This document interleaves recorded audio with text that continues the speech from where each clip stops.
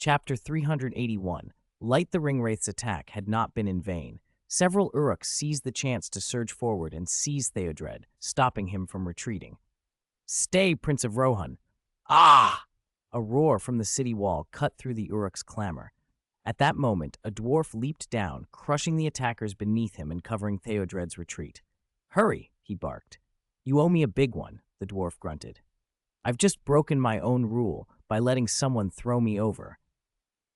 The clash of offense and defense ground on. The Ringwraith circled and hovered above, the shrieking of the fell beast sowing panic among those on the walls. Many guards could not even hold their swords steady. Mistakes in the defenses multiplied. Theoden ran from place to place along the ramparts, sword raised, shouting. Wherever he went, it was as if a blaze passed through. The men there steadied and fought with renewed fervor. But each time he left, the courage ebbed away again. The decline could not be stopped. Aragorn and Boromir tried to rally men, but most did not know them, and their words had limited effect. In their own lands, their presence might lift spirits. Here, in Rohan, their renown did not yet reach that height. A counterattack briefly drove the enemy from the gate, but the forces outside reformed, and the assaults grew fiercer. Like a black tide, wave after wave struck the walls and the great gate. Boom! In the chaos, the poorly defended outer gate finally gave. That Ringwraith above was too hard to deal with. If he had ridden down, he might have been met by many who would dare to fight him. Aragorn or Boromir alone could have forced him back. But he was cunning. He remained aloft, spreading panic and disrupting the battle, descending only at critical moments to strike. Once the gate fell, the Dark Horde poured in as though a drain had opened beneath the sea. They swarmed through, mad and relentless. The defenders within the walls found themselves overwhelmed. Hold on. Seeing the gate breached, Gimli, who had just fallen back, was again the first to charge. At his side was Gamling, captain of the wall guards. The two led a desperate counter-thrust that barely checked the first onslaught. Aragorn and Theoden arrived with men soon after. They bore the spears and tried to mend the breach, but it was futile. The Ringwraith above gave a low, hoarse laugh, small, but it echoed in every heart. Flight was an unfair advantage. Had he come on horseback, his arrogance might not have lasted so long. The fighting at the gate was desperate, and the deep valley wall spanning the chasm fared little better. Encouraged by the Ringwraith, great numbers of enemies swarmed up the face, and Legolas, Boromir, and the defenders there fought with grim resolve.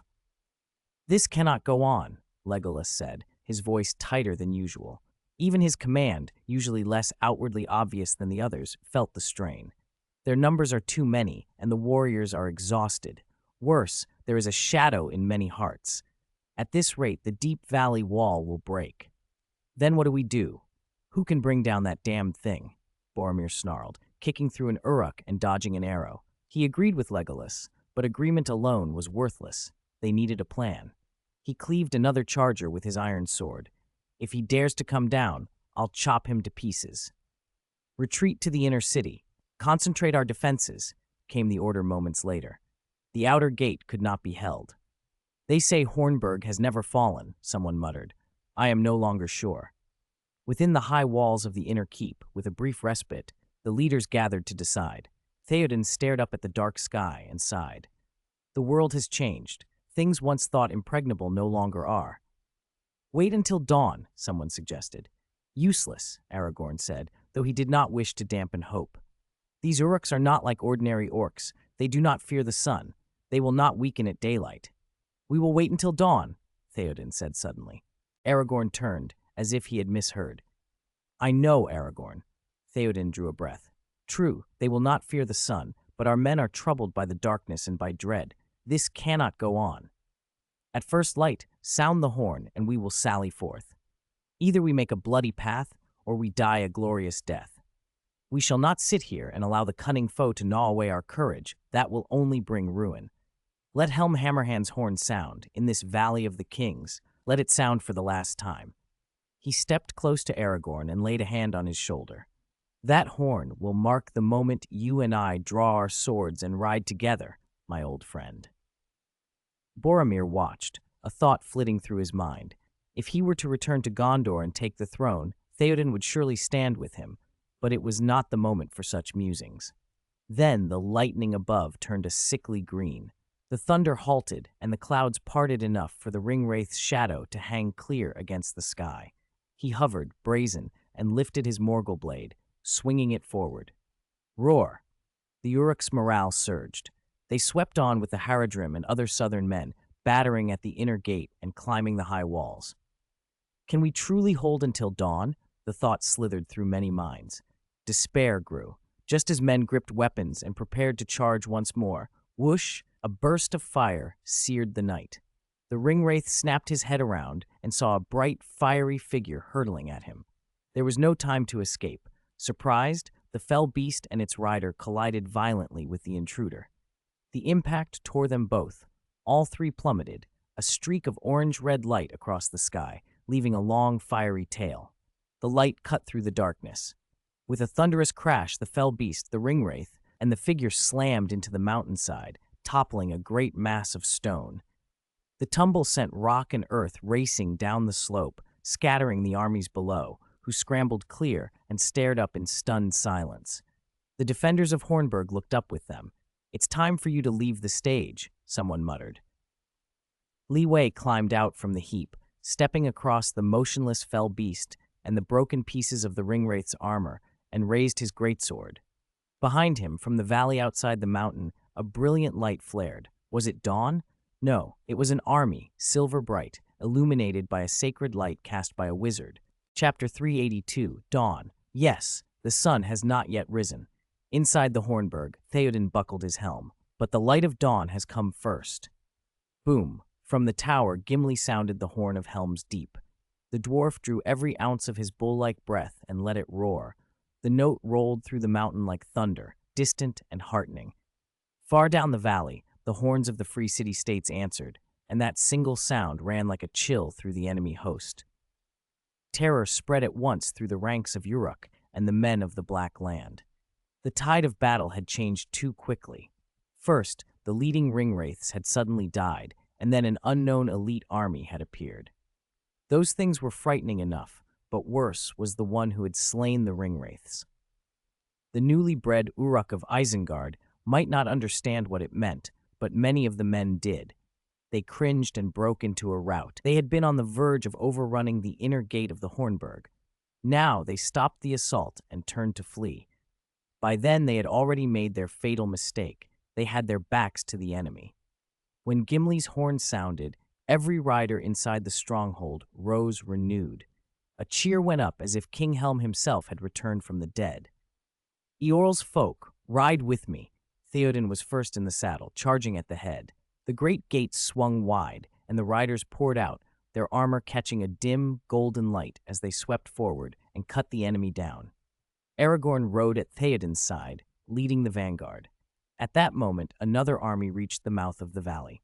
On the ridge, Li Wei raised his dragon-flame steel sword and cried, "People of the Free City-States, forward! Charge! Charge!" A white light split the night. Gandalf, mounted on Swift Shadow, Ying, rode at the head, taking command and leading the descent. Ahead of him streamed the Rohan riders, lit by a pale yellow gleam. Behind them came a silver-white host of veterans. The Uruk commander seemed to falter. He barked orders to his reserves and tried to form a line, but it was useless. Gandalf's radiance nearly lit the whole valley. Even without that spell, the silver-white army's armor was terrifyingly strong. Their horses were shod in plate as well, impervious to spear and arrow. Boom! Two forces, one from the keep, one down the slope, struck together. Wherever they rushed, the enemy broke and scattered. Caught between the riders and the host from the valley, the Uruk and their allies could not reform. Li Wei slid down the slope, crashed into the horde, and began his own slaughter. Seeing him descend, the men of the Black Land dropped arms and cowered in corners, begging for mercy. The bewildered Uruk, furious at what they took for betrayal, had no choice but to flee. Half of them died in the stampede as the pursuers cut them down. When the fighting died, Li Wei sheathed his greatsword and stood behind the lines, watching his people pursue and mop up. Pride warmed him. His soldiers had grown, and for the first time he could breathe easy. While the battle raged, Pippin and Merry had been restless. One after another they woke in the night, and found Treebeard convening with many other Ents. The two hobbits exchanged hopeful looks and told the meeting about Isengard, that it was no longer under the white-robed wizard's hand, but occupied by the Dark Lord's servants, turned into a nest for orcs. If left to grow, it would threaten Fangorn. The Ents were not easily moved. "To endure is the way of the tree folk," Treebeard said, stroking the hobbits' heads with a gentleness that still mussed their hair. Pippin and Merry pouted. "But what you say is worth thinking on." "Yeah," he added. They thought at first the Ents were about to accept, and the hobbits brightened. But the Ents argued long into the night. Pippin grew impatient. "How's your talking going?" "The meeting has made progress," Treebeard replied, slow as a rock. "We have discussed an important matter." "You're going to attack?" "No." Treebeard's huge eyes were clear and patient. "We have talked about the new trees growing by the Broadwater's Bend. Though these new companions are square in shape, they are lively and kin to us. We agree they should not be cast out." "And anything else?" Treebeard blinked and thought. "Ah, we have one more thing. We also decided about you two. The Ents unanimously agree you are not orcs." Pippin and Merry were nearly apoplectic. They had spent half a day pleading to be taken to Isengard, and the Entsprak. Great deliberation had settled on two matters, some new trees and the Hobbit species. The Entish language, slow and patient, made every decision a long work.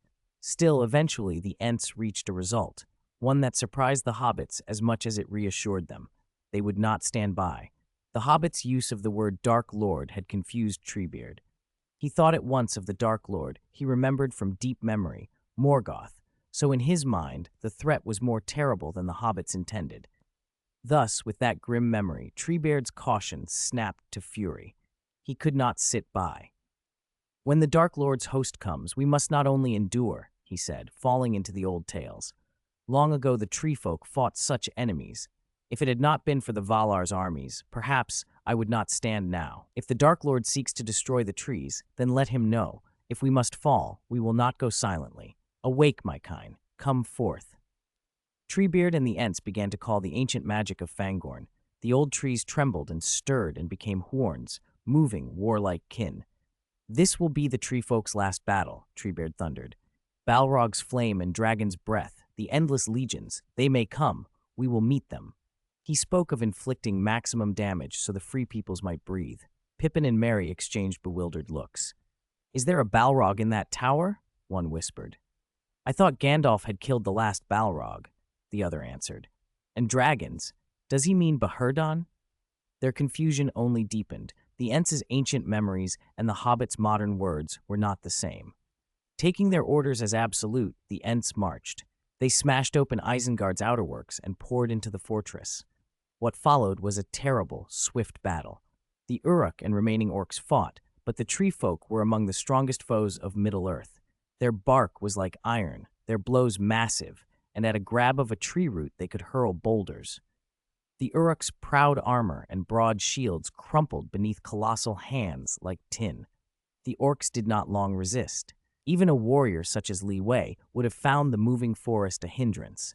The Ents' strength and numbers made for awkward, grinding combat.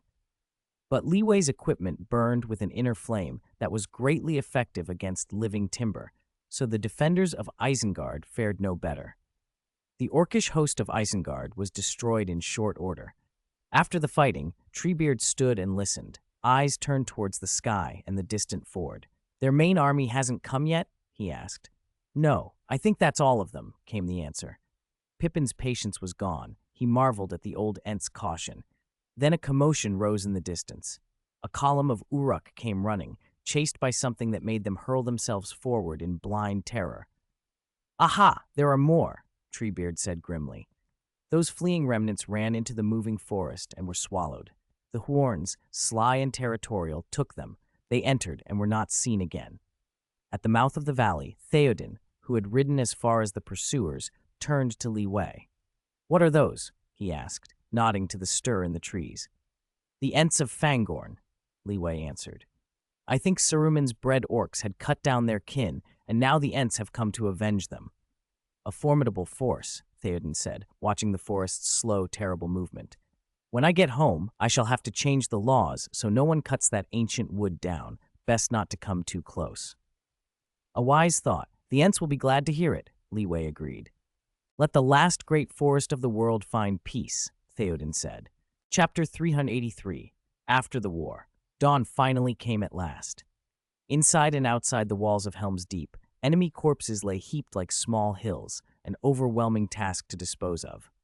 Fortunately, the Ents who had finished clearing the remaining foe arrived and set to work, burying the fallen Uruk down in the wide valley of the deep until a small mound was created.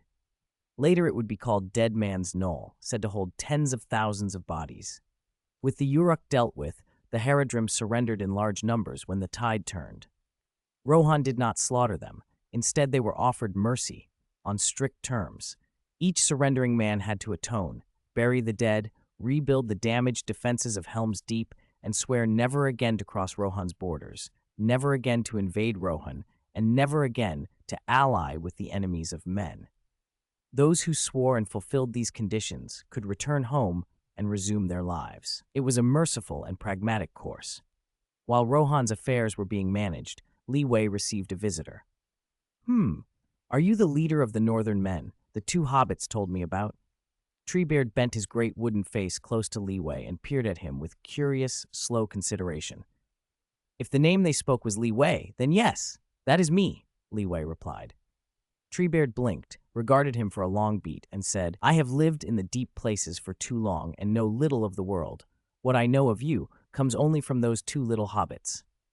Li Wei smiled. We Ents sleep for ages. To us, a few thousand years is just a long rest. Heroes come and go like shooting stars. Your body is warm, Treebeard observed. It makes my bark feel dry. It's not unpleasant. I do not dislike you. I know from the earth that new trees and green things have grown upon the brown lands. Treebeard went on. All of this is because of you. You're welcome to visit my home at the foot of Fangorn someday, Li Wei said. If I am awake when you come, I will give you a good welcome. You are also welcome to visit the territories of the Free City States if you ever go out, Li Wei added, glancing at Treebeard's wooden head with a private amusement. He guessed the Ent had never heard of the Free Cities and when they had arisen. Treebeard laughed, straightened slowly, and fell back into his duty as shepherd of the trees, guiding newly awakened trees back into the forest so they would not wander. Merry and Pippin, who had ridden on Treebeard's shoulder, scampered back in delightedly. Li Wei, did you hear? When attacking Isengard, Treebeard spoke of Balrogs and fire-breathing dragons. He said they were the Dark Lord's armies, but in the end only orcs came, not even ogres. Where did he get such things? Li Wei ruffled their hair. That was Morgoth's army, not Sauron's, he said. Long ago the title Dark Lord belonged to Morgoth. Now it is put upon Sauron. Won't Morgoth take offense? The two hobbits asked. He has no voice here, Li Wei answered, but his armies did once exist. Really? They were stunned. An army even Ents could not defeat would seem unstoppable.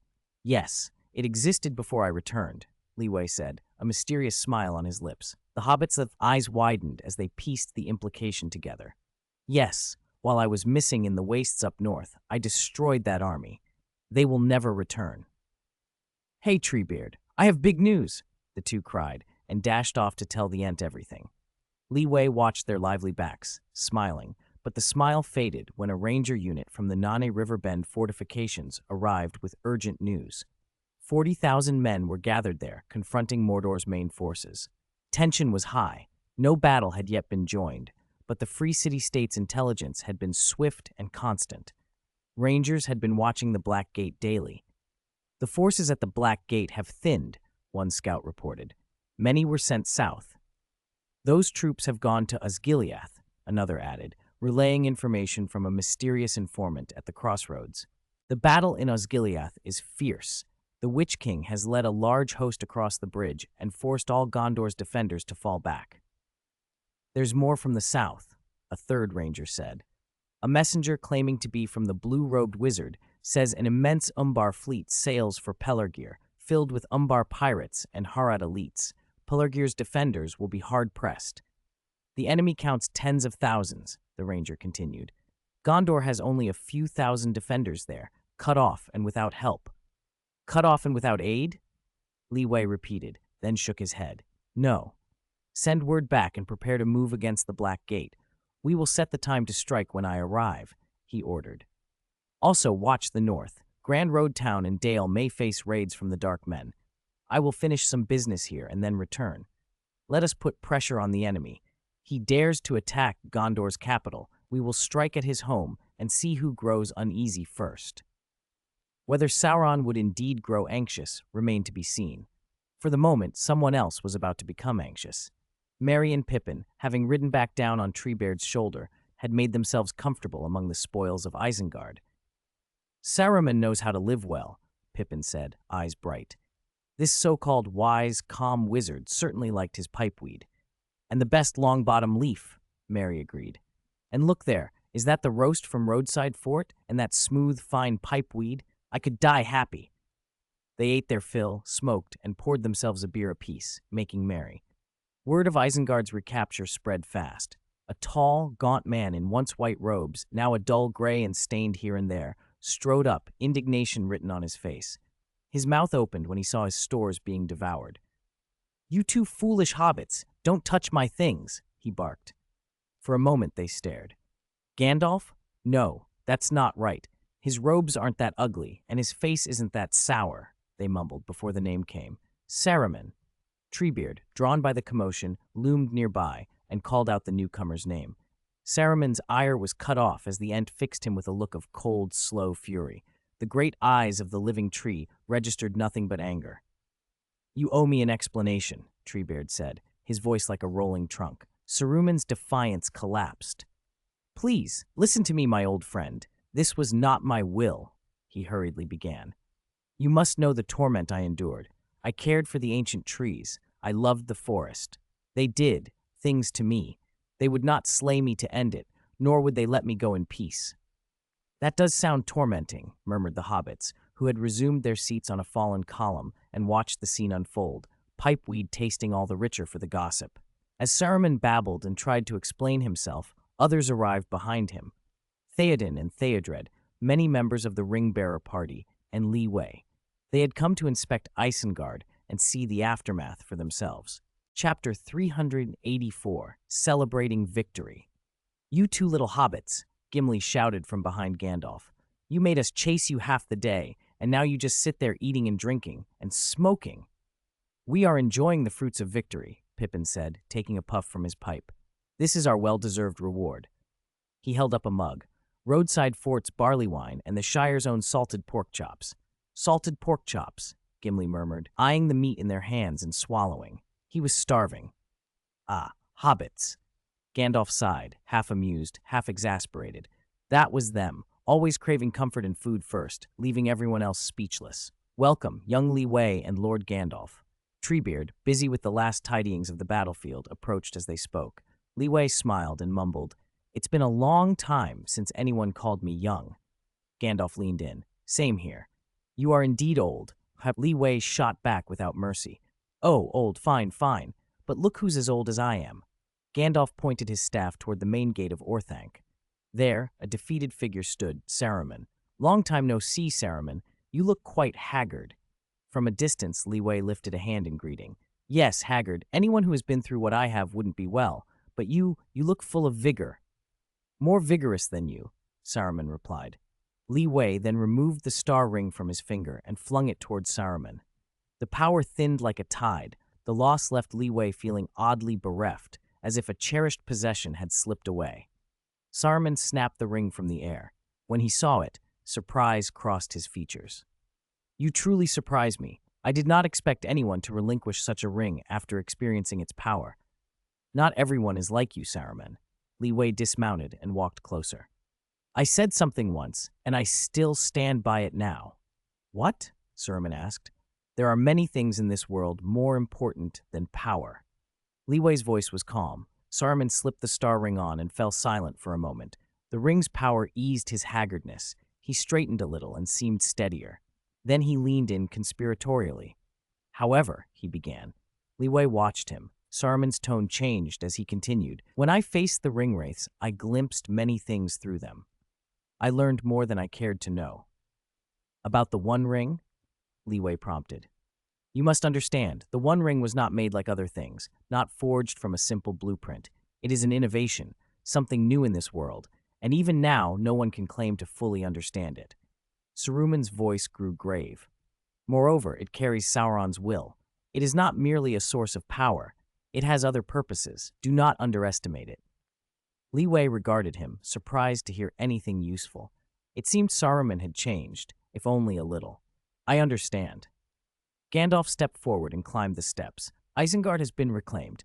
No evil remains here, he announced, his voice carrying. This battle is a victory for the Free Peoples. Yay! Gimli and the two hobbits immediately erupted into cheers, serving as the unofficial hype men for Gandalf's proclamation. The others remained solemn, some stoic, some like Treebeard, slow and steady. Gandalf shrugged, let them be whatever they were. Theoden, however, was not ready to let matters rest. He rode forward and addressed Saruman directly. You must answer for what you have done. What do you want? Saruman asked from his place.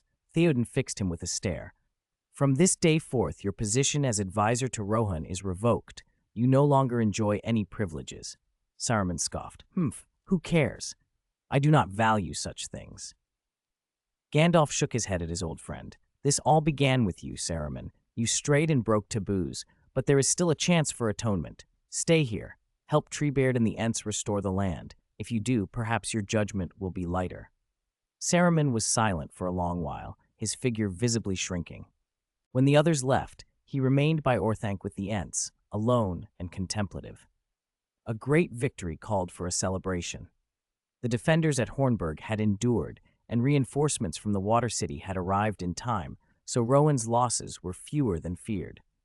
That night, the people of Rohan joined together to celebrate and to mourn those who had given their lives. The army of the Water City took part as well. No single hall could hold them all. So after brief speeches by Theoden and Li Wei, groups moved outside to set up feasting places.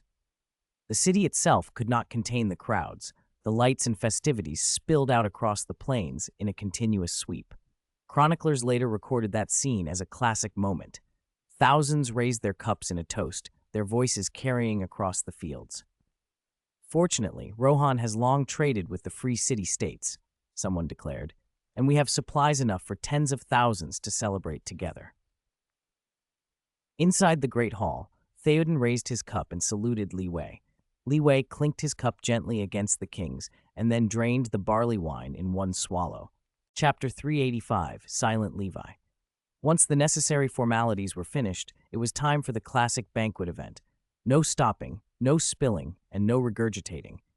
Gimli announced the rules as he took a cup of wine handed to him by Theodred. Legolas picked up a cup too and asked curiously, "So this is a drinking contest?" "Yes. Haven't you ever had wine before?" Gimli replied. At that moment, Boromir came over holding a cup. He had been talking with Theoden earlier and seemed pleased. He and Theoden had much in common, especially about speeches. Solemn occasions did not need flowery language. Honest feeling and respect mattered more, and brevity was best. "What, your father never taught you how to drink?" Boromir teased when he saw Legolas frowning at the barley wine in his cup. Gimli rushed in to fan the flames, laughing. "What's wrong with our woodland realm princess? Want me to fetch you some juice instead?" The dwarf and the elf were on very friendly terms. This kind of bickering was common enough, but Legolas, unusually, didn't snap back. He just shook his head and said quietly, "No, I do drink a little wine. It's just, this tastes a bit bland." Bland? Gimli leaned in and sniffed the cup. It was a good barley wine, strong and aromatic. "Then tell me what kind of wine you usually drink." Legolas thought for a moment. "I don't usually drink, but on certain festivals my father would bring out fine wines from Roadside Fort and Dorwinion for our kin. The one that left the deepest impression was a clear white spirit. I got drunk on it for the first time a long while ago when I visited Li Wei at Roadside Fort. That drink, if I recall, was called vodka. I drank several barrels of it." "Never heard of it. I still prefer barley wine," Gimli said, shaking his head. What could be more intoxicating than the fresh barley aroma and the wine's sweet finish? "Stop making excuses, Legolas. Drink," Boromir urged. "Let me join," Boromir added, taking a seat. "Wait a moment." Legolas paused. "What now?" "I want to invite someone else," Boromir said. "You don't mind, do you?" The more the merrier. Who are you inviting? Li Wei. I got drunk in front of him last time, but something didn't sit right with me. I want to drink with him again. Excellent. Go fetch him, Gimli said, excited. I've wanted to try this for a while. Very interesting, Boromir said expectantly, looking around. But Li Wei doesn't seem to be in the Great Hall. Li Wei wasn't in the Great Hall. He'd been celebrating with his own troops in the livelier outdoor banquet area, raising toasts with them. Rohan guards wandered over to socialize, and both sides chatted happily. At the height of the festivities, Theoden and Theodred came to pay their respects and talked with Li Wei for a while. When Legolas arrived and explained what he wanted, Li Wei agreed to join. But when he was led into the hall, he felt a twinge of regret. Before him, Boromir and Gimli stood as witnesses. Legolas fixed Li Wei with a steady look and said, "This time, no milk allowed." The smile on Li Wei's lips faded. That wasn't a good sign. Smiles were usually easy to come by. When one faded from someone's face, something else was often afoot. Legolas raised his cup with a smile and added, "I'll be watching you the whole time. Come, let us celebrate this victory." He drained his cup in one long gulp. Not bad. Quite brave. Gimli was quick to match him, guffawing and swallowing his cup. Boromir followed, tilting his head back and finishing his in a breath, without a burp. The three of them held up their empty cups toward Li Wei. He began to sweat. A pang of anxiety rose in his chest. Night deepened, and the banquet peaked. Gimli burped loudly, started babbling incoherently, and the table before him was piled with empties. A few empty barrels lay on the floor. "Ha, come on, let's keep going," he slurred, and kept drinking. Boromir's face flushed. He began to hold his head and fidget. Anyone watching could tell these two were at their limit. Li Wei, by contrast, sat back with measured grace, sipping slowly. Legolas drank steadily, as always, unbothered. After another cup, Legolas noticed his fingers tingling. "I'm starting to feel it," he said. Theodred, passing nearby, heard him, stopped, leaned on a wooden beam, and raised an eyebrow. "My fingers are tingling slightly," Legolas continued. "This wine is beginning to affect me." Theodred's astonishment was obvious. "No, this elf? What did I tell you? He can't drink at all." Gimli, barely coherent, scoffed. "I told you. Burp." Before Gimli could finish, he slumped over. He had fallen asleep, wine foam at the corner of his mouth. "You lost," Legolas declared. He turned then to Boromir, whose head was drooping on the other side. Legolas approached slowly, voice gentle. "If you can't drink any more, then don't." Bang! Boromir slammed his cup on the table, and as if affronted, pointed at Legolas through clenched teeth. "Don't get cocky, elf. There's still one person here who hasn't fallen yet." He relaxed mid-sentence and toppled forward, asleep. So it wasn't either of them. The only one left standing was Li Wei. "Then let's continue," Legolas said, lifting his cup and sipping slowly. Li Wei sat back and kept pouring and drinking with deliberate calm. Even when the barrel before him ran dry and he tried to pour more, nothing came. Theodred, walking by, noticed and quietly replaced Li Wei's empty barrel with a full one so he could go on. "As expected of a legend," someone murmured nearby. "He drinks down a dwarf and the commander of Gondor one after another and never changes expression." "Now it's a showdown between him and that elf," another voice added. The contest stretched on.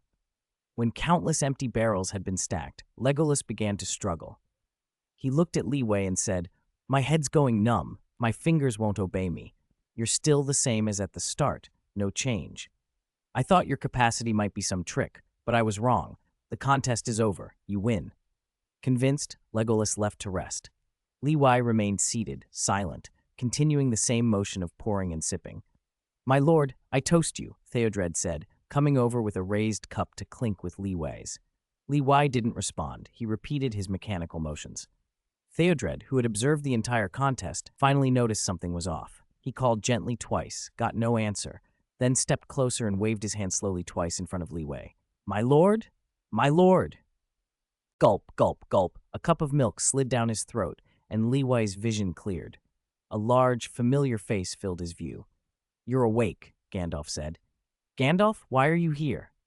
Li Wei sat up on the couch in the room off the Great Hall, rubbing his temples to shake off the last of the drink. "Whew, close call. I almost really passed out." Drunkenness was a debuff he could clear, but the stacking effects had left him woozy.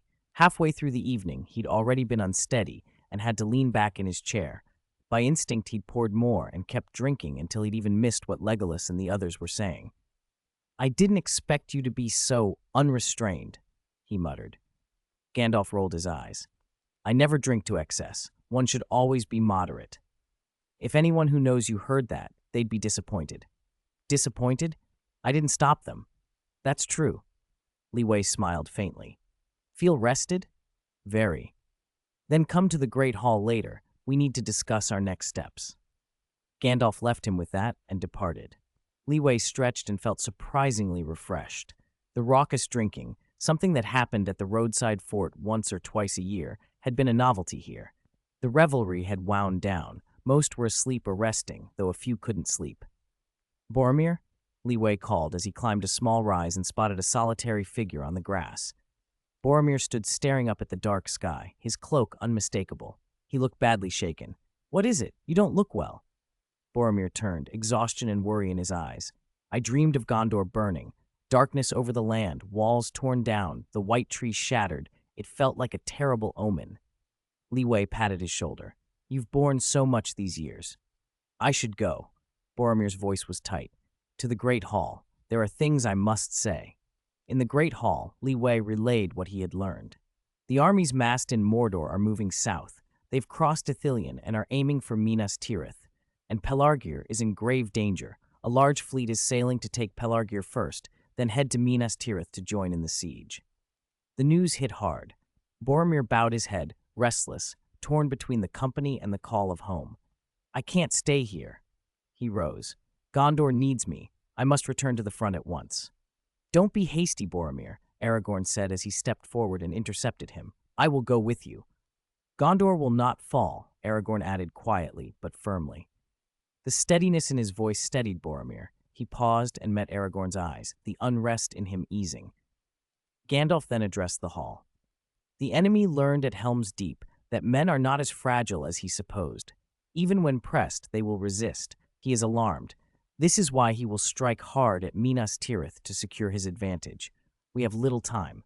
Gondor must be warned so they can prepare." "I'll go," Boromir insisted. "Going alone is pointless," Aragorn replied. He had been thinking deeply. Now he spoke. "There are other paths we can take." At that moment, two elves entered together. Elrohir and Eladon, Elrond's sons. "Father sent us," they announced. "The hour grows late, but remember the Road of the Dead." "The Road of the Dead?" Boromir murmured, the name conjuring tales of cursed mountain men who broke their oaths and could not find peace. Aragorn nodded. The implication was clear. He intended to seek aid along that path. Boromir's mouth tightened. "That journey is perilous. I'll go with you." "And us," came voices as Gimli and Legolas stepped closer. They would face danger with their companions. Aragorn smiled at them all. "Then Gondor." Boromir turned toward the east. "I will do what I can for Gondor," he said. "I will ride to Minas Tirith and warn your father to prepare," Gandalf added. "It may be difficult, but I will go."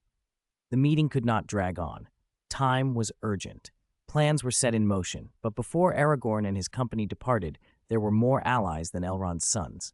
A band of rangers, the Grey Company, 30 strong, had arrived to aid Aragorn. Their leader stepped forward. "Faladon?" Li Wei stopped at the edge of the group and called out the leader's name. Faladon drew back his hood, revealing a weathered, world-weary face. "I heard of the trouble from Rivendell and brought my kin to support our king."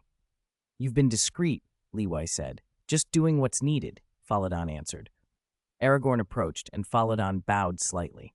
"Arwen entrusted me with something," he said, producing a carefully wrapped item. He unfurled a banner, the king's banner, sewn by Arwen herself. It was the sign of Isildur's line and would prove Aragorn's claim. Aragorn took the banner and ran his hand over the fabric, a soft smile touching his features at the thought of Arwen's care. "Keep it safe for me," he told Faladon. Faladon's place beside Aragorn was not new. The two had long been comrades. Over decades of training and many shared missions, Faladon had become a trusted elder and kinsman to Aragorn, partly through Li Wei's influence and partly through their own history. Aragorn had no hesitation trusting him with the banner. The company prepared to move.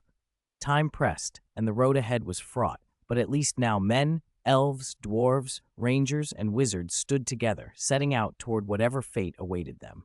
Chapter 387, Old Friend, Separate. Come, Shadowfax, show your true speed. Outside the walls, Gandalf stroked the great horse gently. In an instant, the steed bolted, a dark blur that vanished from sight. So fast! Even Li Wei felt a pang of awe as Gandalf and Shadowfax disappeared toward the White City. Pippin and Merry stood beside him, watching the wizard go with wistful faces. Is Frodo really all right? Pippin asked. He's all right for now, Li Wei said. I have word of them. Frodo and Sam, with Gollum guiding them, have reached Ithilien safely and are closing in on Mordor. The real test has just begun, Pippin murmured. Both hobbits fell thoughtful.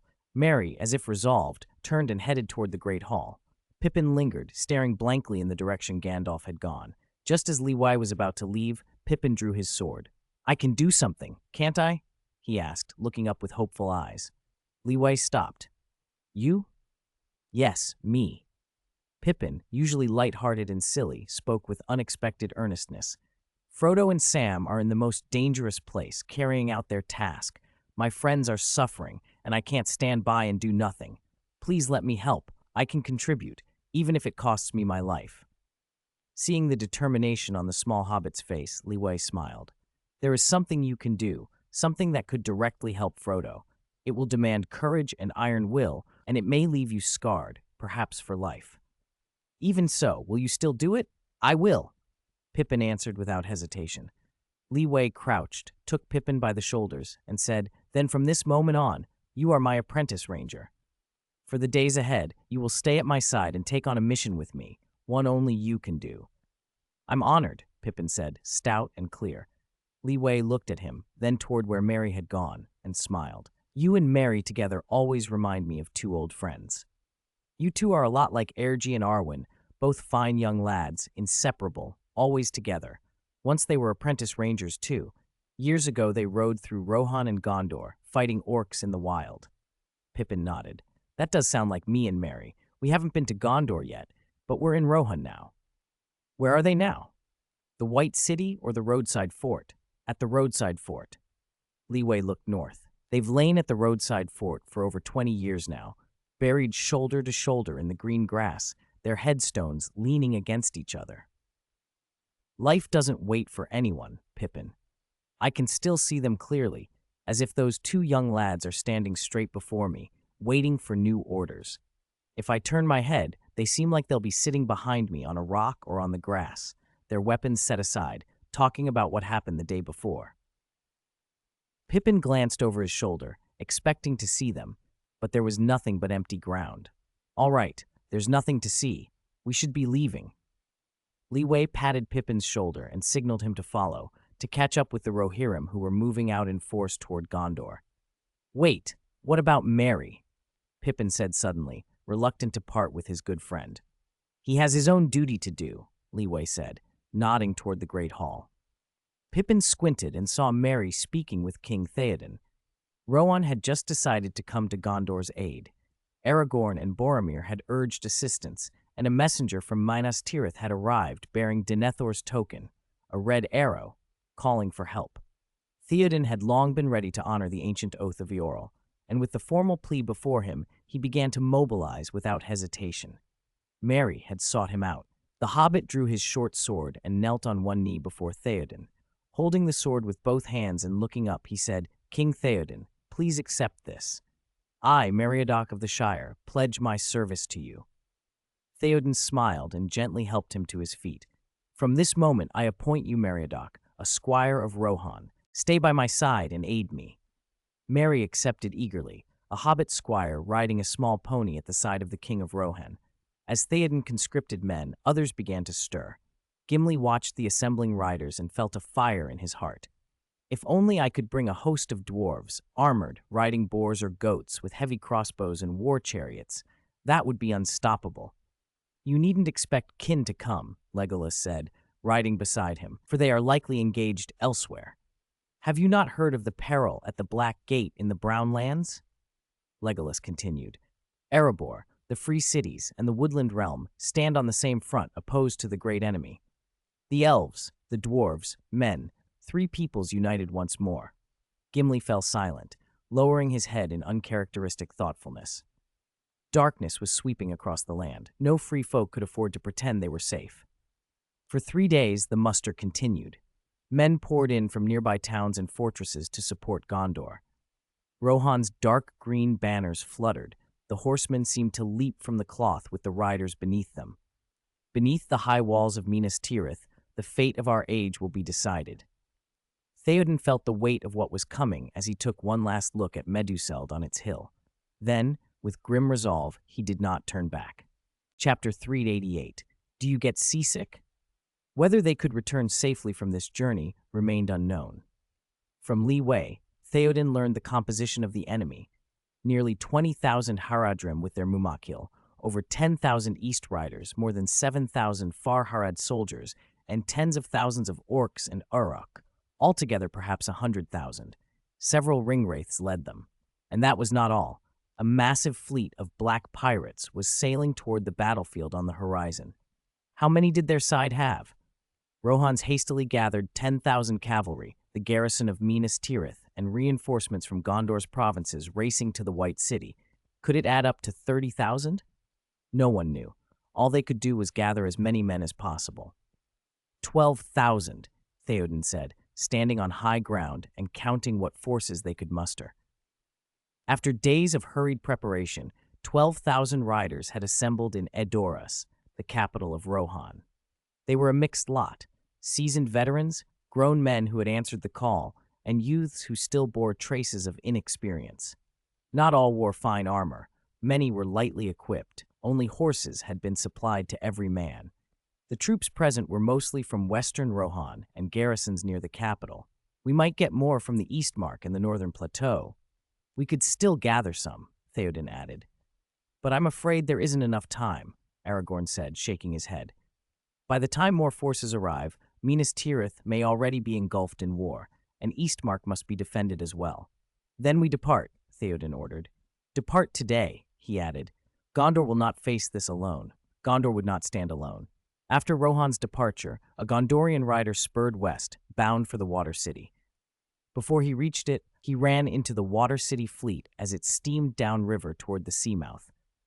Friend of Gondor, what is your business? A sailor called. Soon, Li Wei learned what the rider carried, Denethor's plea for aid. Do not worry, I will go to Gondor, Li Wei told the rider on the ship. It will only be a slight detour. Ship after ship moved downriver toward the sea, and at a temporary anchorage in Enedwaith, Li Wei transferred to the practice-class flagship, bringing Pippin with him. He had also taken with him an item he had recovered from roadside fort through the Water City's secret passage, the Orthanc crystal. In a bright, roomy cabin aboard the flagship, Li Wei and Pippin stood together over the crystal, which lay on a table beneath a black cloth. Are you ready? Li Wei asked. You can still back out. No one will blame you. Standing here already takes courage. What we're about to do, few in all of Middle-earth could withstand it. I'm ready. Pippin replied, For Frodo, for my friends, for the Shire and the Free Cities, I won't run. Good, Li Wei said. Remember what I told you. Don't answer his questions. Don't reveal any news of Frodo and Sam. You only need to prove that you are a hobbit captured by the army led by that ringwraith of Isengard. Say nothing else. I remember. Then let's begin. Li Wei pulled back the black cloth and laid his hand on the crystal. His will reached into it, drew itself inward, and linked with the stone. The evil flame inside the crystal dimmed, even seemed subtly suppressed as Li Wei's presence entered. From Barad-dûr, the flaming eye cast its gaze at once toward the crystal, meeting him. Sauron saw Li Wei, and Pippin standing beside him. The gaze felt like a physical scorch. Pippin hunched under it, sweat beading on his brow. Long time no see, fool, a voice hissed from the crystal, cruel and mocking. Still playing your little deceits to trick people?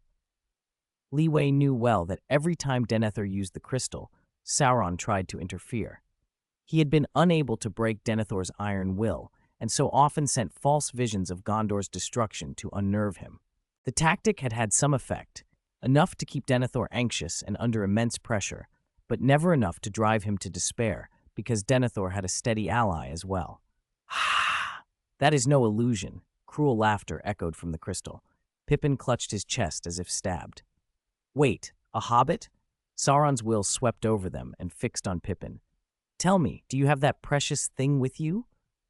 Pippin's eyes widened, cold sweat poured down his face. He felt his tongue wanting to spill every secret. Tap! A hand landed on his shoulder, warm and grounding. "Guess," Liwei murmured. Liwei pressed his will into the connection and took most of the pressure off Pippin. He met the eye's attention with a raised eyebrow and a small, mysterious smile, then deliberately severed the link. For the first time, Sauron's attention wavered. Drawn northward by the sensation Liwei had planted, his gaze slackened over Gondor. Pippin staggered back, almost falling. Liwei steadied him from behind. "Our aim has been achieved. Well done, Pippin." "Is that all?" Pippin panted, his hand still on his chest. He was shaken, as if countless flaming eyes still watched him, making him uneasy even though the eye's attention had moved away. Liwei pressed a bottle of milk into his hands. "Drink this and rest. We'll be departing soon." A long, vigorous blast of a horn filled the ship. The deck pitched. The ship had begun to move. Pippin swayed and looked at Liwei. "Where are we going?" "Pelargir. It's a battlefield full of fierce enemies." "Scared?" Liwei asked. Pippin swallowed, his grip tight on his short sword, voice steady. "No, I'm ready to fight." "That's good." Liwei looked at the Hobbit, no longer the mischievous prankster of the Shire, but often serious now, and added with a faint smile, "But one more thing. Sea travel isn't like those little boats on the Brandywine. I hope you don't get seasick." Chapter 389, Horror Stories, The Road of the Dead. This valley in the Highlands is no peaceful place. Countless people have tried to cross it, and none have returned. Among them was even a prince of Rohan. On the eve of Rohan's march, Aragorn stood looking toward the Black Gate and thought of that grim history. Behind him, Legolas, Gimli, Boromir, and Faladon prepared themselves to ride with him into that cursed place. "Lord Aragorn," a clear, gentle voice called from behind. "Éowyn." Aragorn turned. He wondered why the princess had come. "You cannot go, Lord Aragorn," she said, her eyes full of concern. "That place is too dangerous.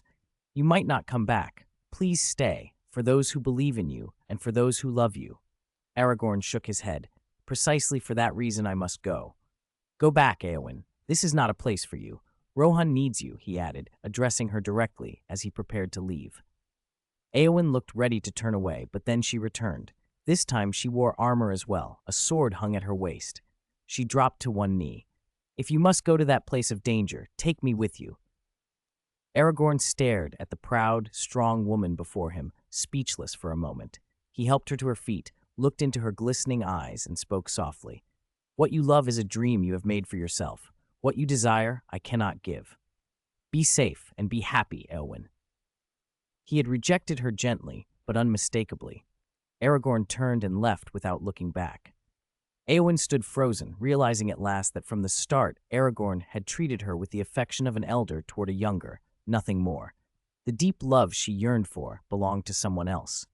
Gimli, who had seen it all, shook his head at the complexity of human hearts. Aragorn only added, "Leaving someone vague hopes they cannot have, that is cruelty." "Now, to our task," Legolas said, and they rode on. They soon reached a bleak, lifeless ravine. A great stone gate yawned before them, black and foreboding, the interior hinting only at bones and chill. "My blood feels frozen," Gimli muttered, eyes darting. Aragorn inhaled and led the way through the gate. Legolas walked after him. Elves sense such things differently, and do not fear spirits the way men or dwarves do. Seeing Legolas unperturbed, Gimli grumbled, "An elf dares to go first, and a dwarf must follow. This will not be forgotten." He shoved ahead in embarrassment. Boromir and Faladon exchanged amused looks and followed without hesitation. Halfway in, Legolas frowned and murmured, "There are many figures, and the shadows of horses right here." "Where?" Gimli whispered, looking around, sweat on his brow. He suspected the elf might be teasing him. A hand suddenly landed on his shoulder. "Ah!" Gimli jerked, raising his axe, then saw it was Boromir. "Has no one ever told you it's rude to touch someone from behind without a greeting?" he scolded. "Sorry," Boromir said. "I only meant watch your step." Gimli glanced down and nearly screamed. A skeleton lay sprawled there, its jaw fixed in a grim, frozen expression. Aragorn approached and examined it. "Rohan armor," he said quietly. "This style of sword, it's unusual." Gimli leaned in. "The blade's nicked, must have cut into something very hard." I have heard, Aragorn said, that Baldo, eldest son of Brago, the second king of Rohan, set foot on the road of the dead and never came back. He was unlucky, Gimli said. So this skeleton? Yes. Aragorn stopped Gimli from touching the bones. Do not disturb the dead. He knelt briefly in respect before Baldo's remains, then rose and motioned the company to move on. Soon they reached a vast black stone, the symbol of the oath and curse of the men of the mountains. A ghastly green shape coalesced, a face twisted and terrible, crowned. It was the king of the mountains, last of his line. The road of the dead does not allow the living to pass, he said. Aragorn stepped forward. But you will obey me, he answered. The king of the mountains laughed, a cold, mirthless sound that brought the air alive. As he laughed, the dead rose in a tide that blocked both the way forward and the path back. This path was made by the dead, and it is guarded by the dead, the king declared. To pass here is to meet death. Legolas loosed an arrow as the king swung an illusory sword, but it had no effect. These spirits, like ringwraiths, were immune to ordinary weapons. The king's blade flashed through air until Aragorn's own sword met it and held. Impossible! Your bloodline has been broken for long, the spirit sneered. Whether it is broken is not for you to say, Aragorn replied. Boromir could not be still. He drew his sword and met the king's shadow blade. The others watched as Boromir pressed his iron against the spectral king's throat and forced him backward until the spirit had no more room to retreat. This is whom you should swear to, Boromir cried, his voice ringing. For a moment, the dead faltered, uncertain whether to rally to their king or step forward. Gimli, who feared ghosts most of all, found himself heartened by Boromir's boldness. Has he always been like this? He muttered. As you see, Legolas said simply. Faladon stepped forward then and planted Aragorn's banner between the living and the dead. This is the heir of Isildur, he proclaimed from behind Aragorn. You must obey him and fulfill your oath. Aragorn needed no more. He lifted Anduril, the reforged sword of kings, and spoke with firm compassion. Fight for us. Win back your honor. Only then will I deem your oath fulfilled and free you from eternal torment. The dead answered with a roar. Tens of thousands of voices echoed, raucous and wild. They laughed like a storm, then faded from sight, stepping into a realm beyond mortal eyes and falling in around Aragorn to follow him. The king of the mountains, humbled, said at last, We will fight. Dust rose from the road of the dead's exit, a plume high above the mountain peak, visible even from the Bay of Belfalis. Looks like they've finished, someone said. We'll see them soon. On the lead practice class flagship, Leeway smiled. Who? Pippin, sitting beside him, asked, curious. Aragorn? They went to the road of the dead to muster the army of the dead. Their objectives should match ours. Are you afraid of ghosts, Pippin? Leeway asked with a grin. Ghosts? Pippin blinked. Yes, the sort that press their rotting, terrible faces against your window at night, their empty eyes staring until you are frozen with dread. When you open your eyes in the dark and they are gone, you try to sleep again, and then, it will come back to the window and watch me? Pippin finished, imagination running wild. No, Leeway said, shaking his head, lowering his voice. It will float into your house, hide under your bed, and then, Pippin leaned forward, and then it grabs the foot that sticks out from under the blanket.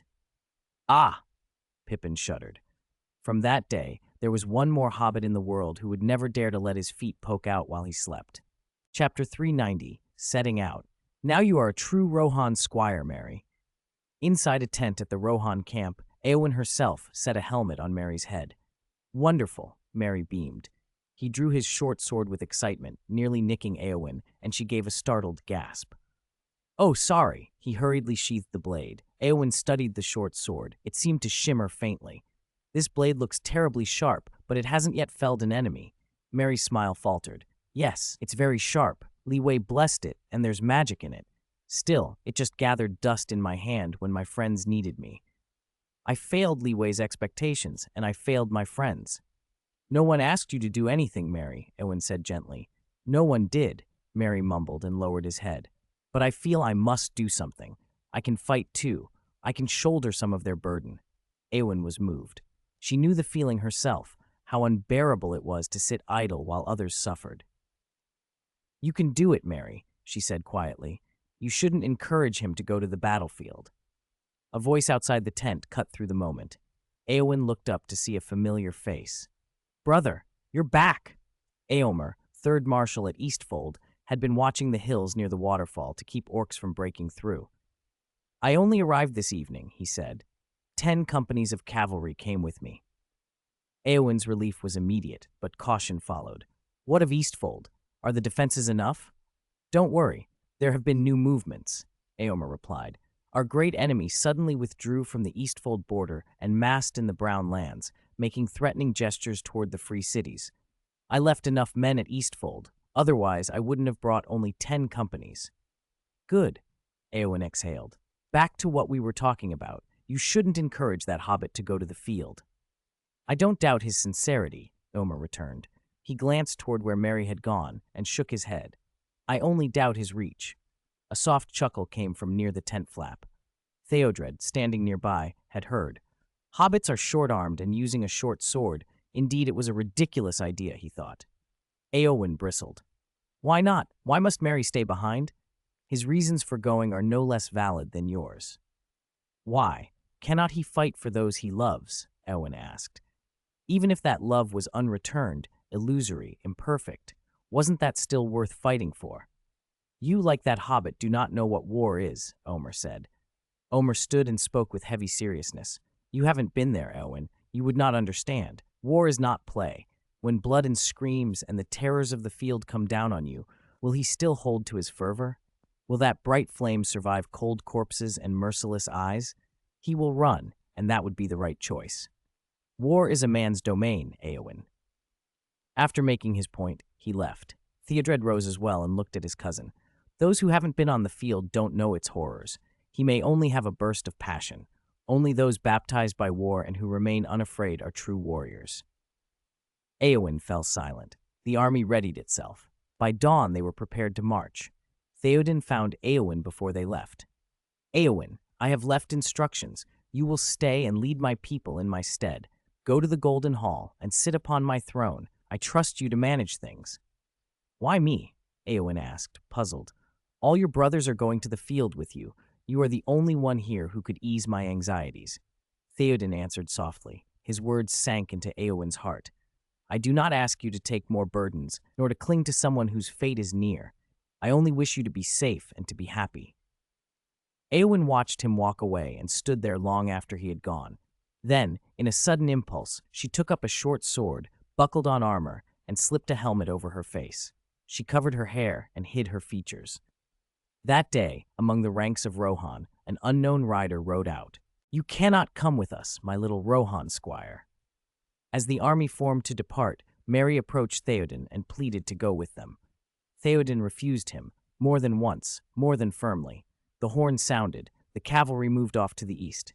Merry watched the lines go by, distraught at being left behind. Then, before he could think himself despairing, a passing cavalryman scooped him up and set him in the front saddle. "Hush," the rider murmured. Everything was moving toward a resolution. Across Rohan, tens of thousands of horsemen rode eastward, pressing forward day and night. Far to the south in Gondor, a small company emerged from the paths of the dead and hastened east, broadcasting calls for men to rally to Minas Tirith, and using the army of the dead to clear foes along the way. The great fleet of the City of Water put to sea and sailed for Pelargir. None could say what undercurrents those ships might stir. The gates of Gondor opened, and the White Wizard rode into the city, straight to the highest halls to speak with the ruling chancellor. Denethor this time offered no stubborn silence. "All you say I already know, Mithrandir. The White Tower is not hidden in darkness. I saw Leewise return in the Palantir and read his plan." "What did you see?" Gandalf asked, frowning. Things were moving faster than he had expected. How could something he did not yet know have already happened? "I saw Lee Way and the Hobbit beside him drawing the great enemy's attention," Denethor said. "They bought us time and gave those 2 hobbits on the front a chance to turn back." "Those 2 fools who returned a weapon to the great enemy," Gandalf began. "How did you know?" Denethor interrupted. "How did I know?" Denethor sneered. "Because I have a son who fancies himself virtuous. He let those 2 hobbits go and thought it wise, unaware the enemy smiled at him." I said long ago, if it had to be someone sent to Rivendell, it should have been him, not Boromir. At the name Boromir, Denethor's face softened for a moment. He looked at Gandalf. I heard Boromir traveled with you. How is he recently, Mithrandir? Gandalf watched Denethor's disturbed bearing and answered quietly, He is well, far better than you. Both your sons have escaped the lure of Isildur's bane. Only you remain held by it. Wake up, Lord of Gondor, Gandalf said. Rule your mind as well as your city. I am wide awake, more awake than ever, Denethor declared loudly. I know your purpose. You and Aragorn would use me and Gondor as a shield against Mordor, and then cast me aside to take my place. Only you see it that way, Gandalf replied. You have grown stubborn. The Chancellor I knew long ago was wise and reasonable, able to separate the important from the petty. Now your mind is full of hunger. You have become inflexible.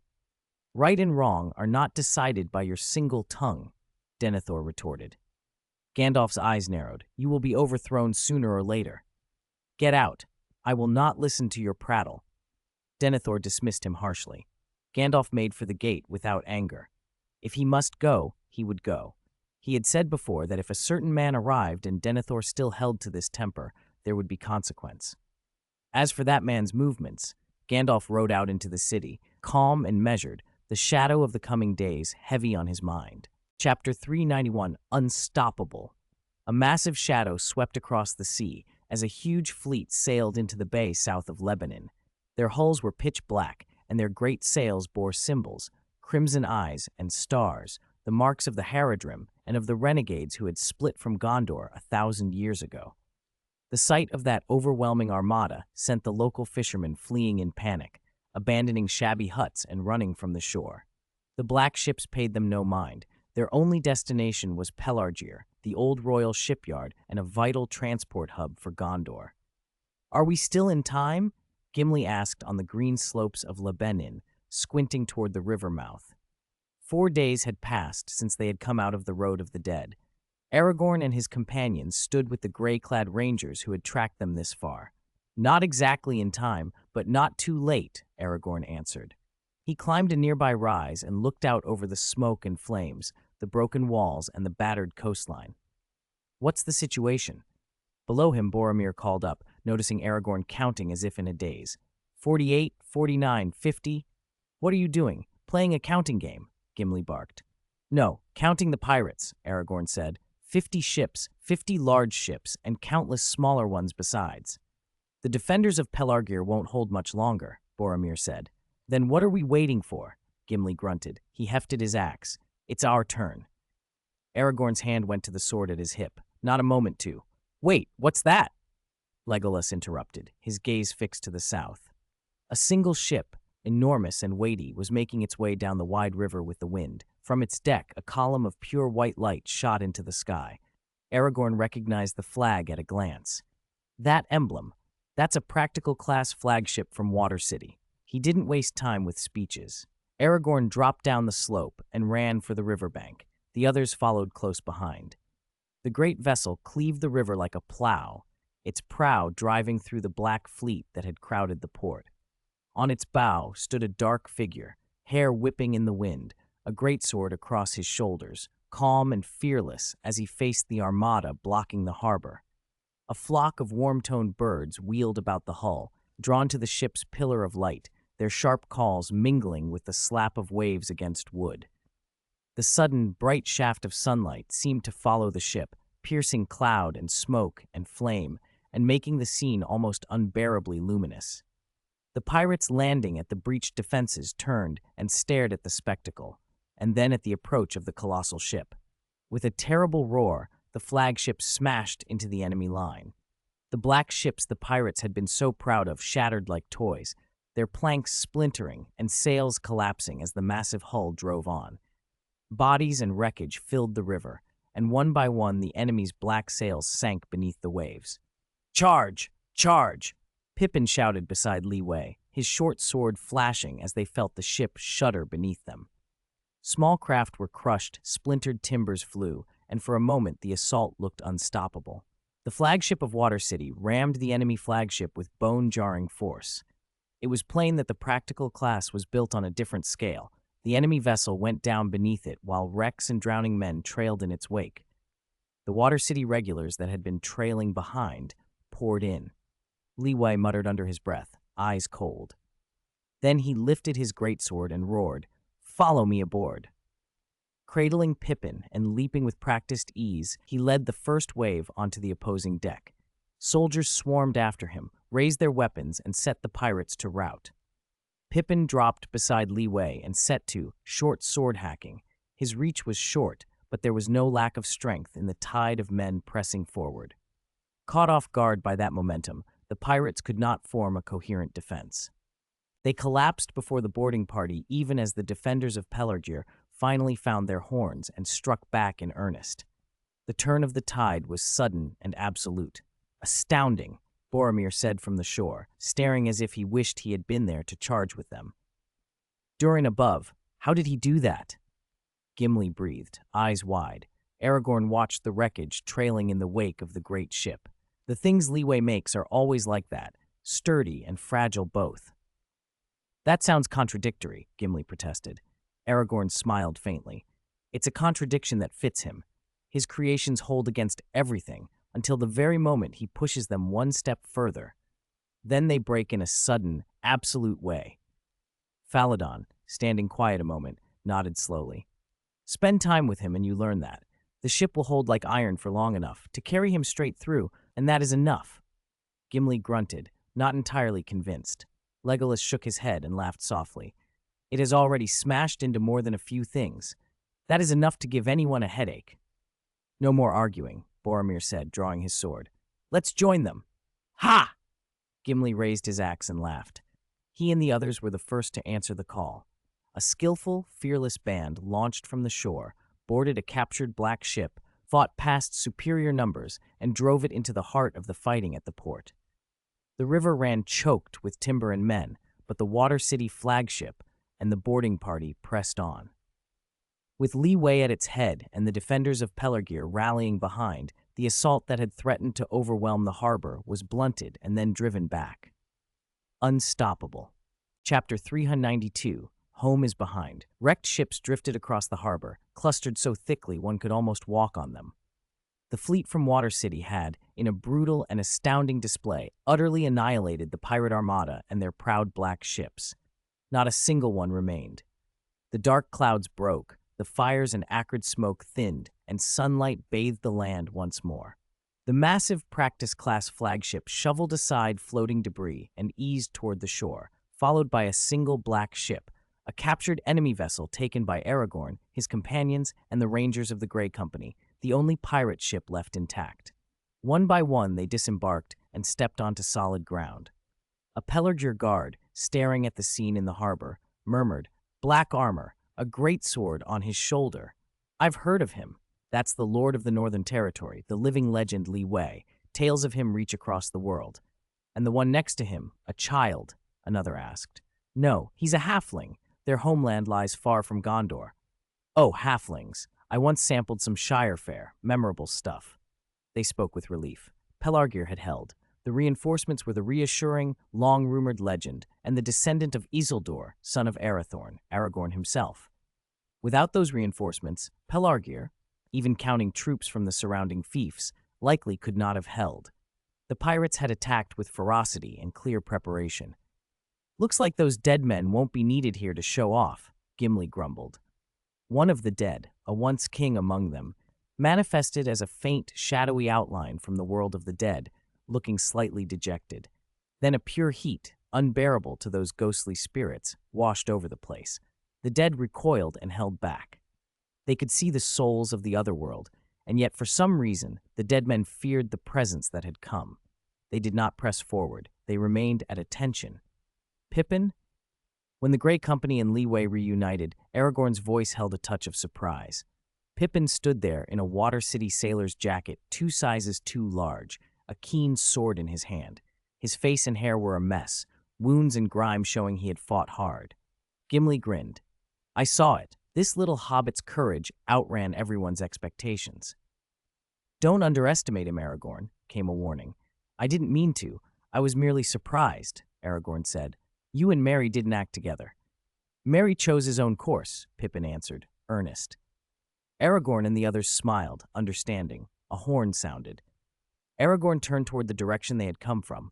Gondor reinforcements, mustered from the surrounding fiefs along the way, had arrived. Leeway nodded. The Water City fleet can carry several thousand more. We can advance together. Aragorn's reply was a simple, firm, good. He set to work immediately, marshalling the Pelargir guards and the newly arrived soldiers, and they boarded the ships together. Osgiliath, East City. Hold. Stand your ground. Faramir, returned from northern Ithilien, bellowed orders from the high walls, confronting an immense army massed beneath them. A few days earlier, Osgiliath had sent for aid, reporting tens of thousands of enemy troops on the march. When Faramir arrived with reinforcements, he found the attackers far greater in number than anyone had said. Too many, he muttered. Their ranks stretched to the horizon. Among them moved many Olog hulks, greater than ogres, unafraid of daylight. Their iron armor was nearly impervious. Even where the steel failed, their skin was as hard as stone. Striking them jarred the arm, and a poor blade might chip at the impact. They're setting up trebuchets, his lieutenant warned. Trebuchets are useless against this wall, Faramir replied. They say there were only fragile ruins here before. The city walls beneath our feet were built by Leeway himself. They are incredibly strong, nearly the equal of the warded walls of the White City. Boom! Before the words were finished, a massive stone slammed into the wall. The blow barely nicked it. Only a small crack traced one of the blocks. See? Faramir said. If not for that last time, one of the men reminded him, the time their garrison had been too few and the enemy had ringwraiths leading them, they might never have been forced to fall back. This time we have enough men. Even if ringwraiths come, we can handle them. Remember the rule. Against ringwraiths, do not show fear. Courage is the safeguard. A ringwraith is a stronger enemy, but he can be faced. My father, the ruling steward, told me that when I was a child. At that remembrance, a shadow crossed Faramir's face. His father had not always been what he had become. Something had changed him, turned him toward prejudice. Faramir did not dwell on it now. Captain, look! The assault team's aide cried out. Faramir glanced up and saw a ringwraith hovering, accompanied by a troop of Uruk. They hauled a dark, unfamiliar object, set it upon a catapult, and launched it toward the city. What is that? Faramir asked, uneasy. The dark missile arced slowly. Get down! Take cover! He roared. Boom! The projectile detonated on impact, blasting away several layers of the wall and sending a fierce inferno climbing upward. Faramir covered his ears, disbelief on his face. That evil power, I know it. It is akin to the ringwraiths, but deeper. It is Sauron's power. The thing was more than a mere engine of war. It had been wrought with sorcery by Sauron himself, tuned to detonate at the perfect moment. With both necromantic craft and cold engineering, the missiles were devastating. Stones kept coming, battering the wall. Yet to the amazement of Gondor men, the ringwraiths, and even the orcs, the wall, though scourged, refused to fall. It defied all expectation. A horn sounded again, and another monstrous host arrived. Faramir saw how dire things had become. The enemy outnumbered them 5-1. They had ringwraiths and these terrible weapons. Boom! The wall's parapet shattered again, and a breach yawned open. The ringwraiths laughed as they drove the orcs to concentrate fire on one section. Captain, there are too many. I fear we cannot hold, his lieutenant said. No, Faramir answered, voice steady. Behind us stands Minas Tirith. Behind us are our people and our homes. We will not retreat. Though the wall is wounded, it will still do its work. Hold your ground. Faramir chose to stand firm. He could not bring himself to order a withdrawal. They would hold the city or die trying. Chapter 393, The Battle Begins. A tremor ran through the ground beneath his feet. Faramir looked toward the city gate and saw a group of giant beasts bearing a massive siege ram. The ram's prow was carved as a wolf's head, flames flickering in its eye sockets. It charged the gate and with hardly any effort sheared the massive doors aside. Judging by its momentum, if it struck the wall itself, it would smash through it as easily. Faramir felt a cold shock run through him. To the gate! Prepare to counterattack! He led a squad of the bravest men toward the breach, trying to stop the beasts and relieve the pressure. But even one giant beast was deadly. A whole host of them was nearly impossible to handle. Their counter-assault faltered further when the ringwraiths in the sky noticed their movement. Seizing the moment, they cackled, swooped down, leapt from their fell beasts, and struck with Morgul blades. Faramir sensed the danger too late, and only narrowly avoided a fatal blow, the sword still sliced into his shoulder. "Argh!" he roared, and, despite the searing pain and the chill of the Morgul wound, hurled himself at the ringwraith. His sudden courage staggered the wraith and forced it back for a moment. Seeing him struck, the soldiers turned their fear into fury and surged at the ringwraiths as well. For an instant, the enemy was pushed back. The wraith had no choice but to mount its fell beast and fly off.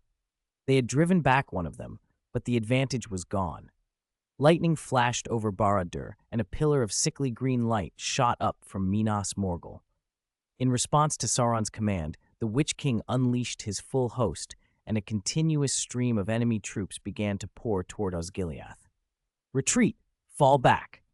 Seeing fresh reinforcements pouring in and the Witch King himself entering the fray, the assistant, who had borne Faramir back to the wall, rallied the defenders and ordered a withdrawal.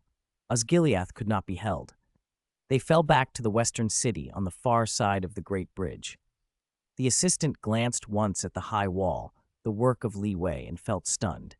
The wall had been as mighty as the white stones of Minas Tirith, wrought with craft and warded with magic. Yet the world had changed. What had seemed impregnable now yielded all too easily.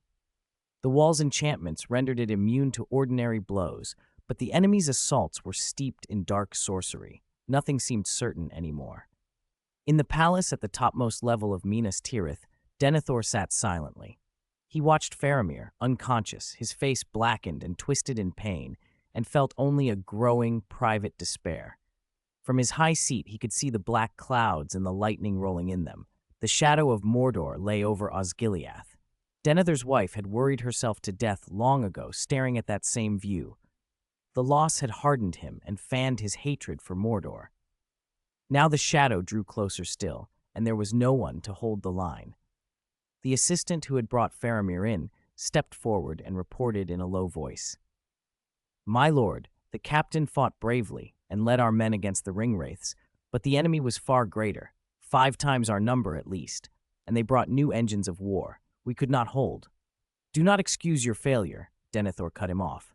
The assistant fell silent, stunned, and could only stand there. "Go find Mithrandir," Denethor said.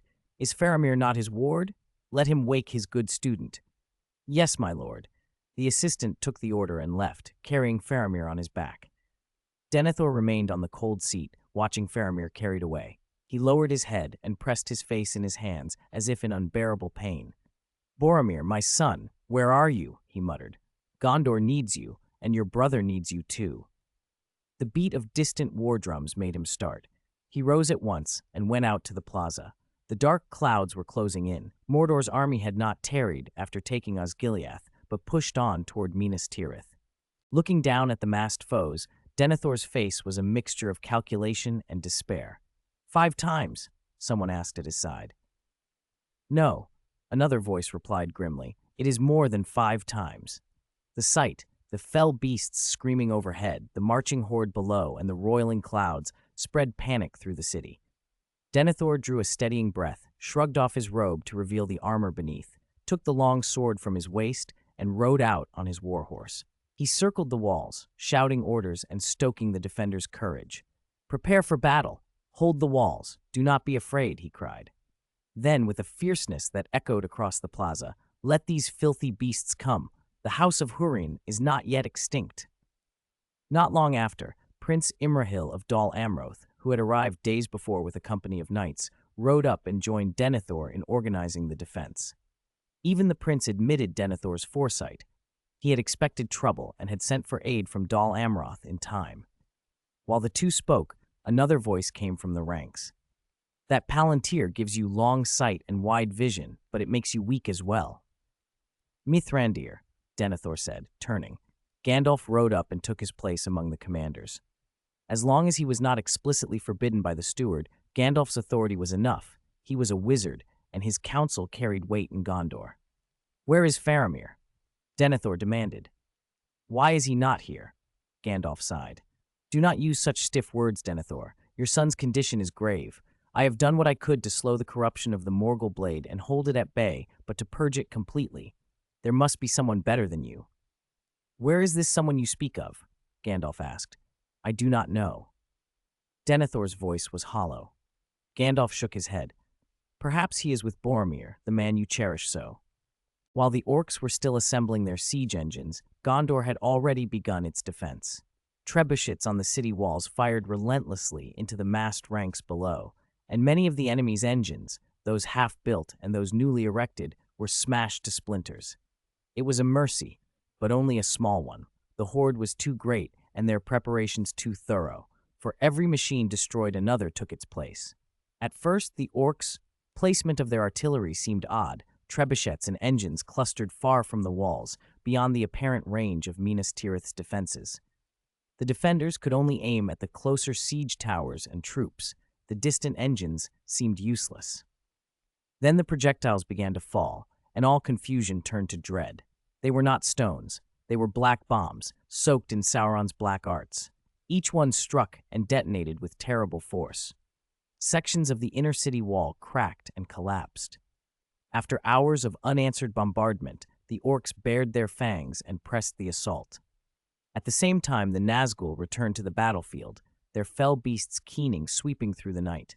All 9 ringwraiths hunted together, a single, dreadful host. They swooped again and again, concentrating on the trebuchets along the walls. Gondor's archers could only loose scattering volleys. Without effective anti-air measures, the fell beasts were nearly immune. Gandalf stood where he could, but he was only one wizard, and he could not fly. He held ground, but the defenders' losses mounted. "Hold your positions! Stand fast!" Denethor cried, and rode to rally his men. He wanted to draw his sword and meet the Witch King in open combat, but as he ran forward, he felt the truth at every joint. Age had taken him. He was not what he had been. Yet Gandalf the White, stood with a strength and steadiness Denethor could only envy. Gandalf flung up his staff, and a shaft of white light drove the Nazgul back. It staggered them, but merely slowed the onslaught. The fell beasts returned again and again, circling like predators, and the defenders had to hold fast amid mounting casualties. Below the northern gate, a battering ram was brought to bear. The gates of the White City, like its walls, were old and strong. The ram struck and struck, but left not so much as a chip. The attackers pressing at the gate were mown down by the defenders' missiles as if by a wall. Still the orcs heaped and heaped themselves against the barrier until the night wore on. At the stroke of midnight, an orc chieftain returned with a report. "Bring up Grond." Horn calls rose from the rear of the Mordor host. The orcs cleared a path and dragged forth a thing of iron and wood so vast it loomed nearly as high as the gate. 4 thick-skinned, chained beasts, dozens of ogres and ologs heaving at the ropes, hauled the massive siege engine forward. The orcs' roar rose in a single triumphing cry. "Grond! Grond! Grond!" From the wall, the defenders stared in horror. When raised upright, Grond would tower above the gate. Even pulling it into position required beasts the size of trees. Archers and artillery strove to fell the creatures and those who worked the machine, but all their fire was useless against the spell and steel and weight of the thing. A terrible laugh cut the air. The Witch King touched Grond with his fell power. With a spell of black enhancement, the engine became monstrous in force. 3 blows, 3 strikes, shattered what had seemed impregnable. The gate of Minas Tirith burst open. The Witch King led the charge through the gaping breach. Men at the gate halted as if turned to stone. No man seemed brave enough to step before him. He was not merely a rider of terror, but their lord, the chief of the Nazgul, and his presence itself sapped courage. Though he had once known humiliation at the hands of a northern champion, that did not diminish the dread he now commanded. Denethor rode forward, sword in hand, and Gandalf followed him to meet the Witch King. "Go back to the shadows," Gandalf cried, and Denethor's voice rang out behind him, rallying the defenders. The 2 forces met in a clash of power and will. In years gone by, Gandalf the Grey might have been pressed. Now he was Gandalf the White. He erupted with a pure holy force that struck like a hammer. The Witch King reeled, driven back as if by a great blow. Orcs clustered at the gate were hurled aside. 3 ologs in heavy armor fell and lay dazed on the threshold. The Witch King's arrogance became a warning.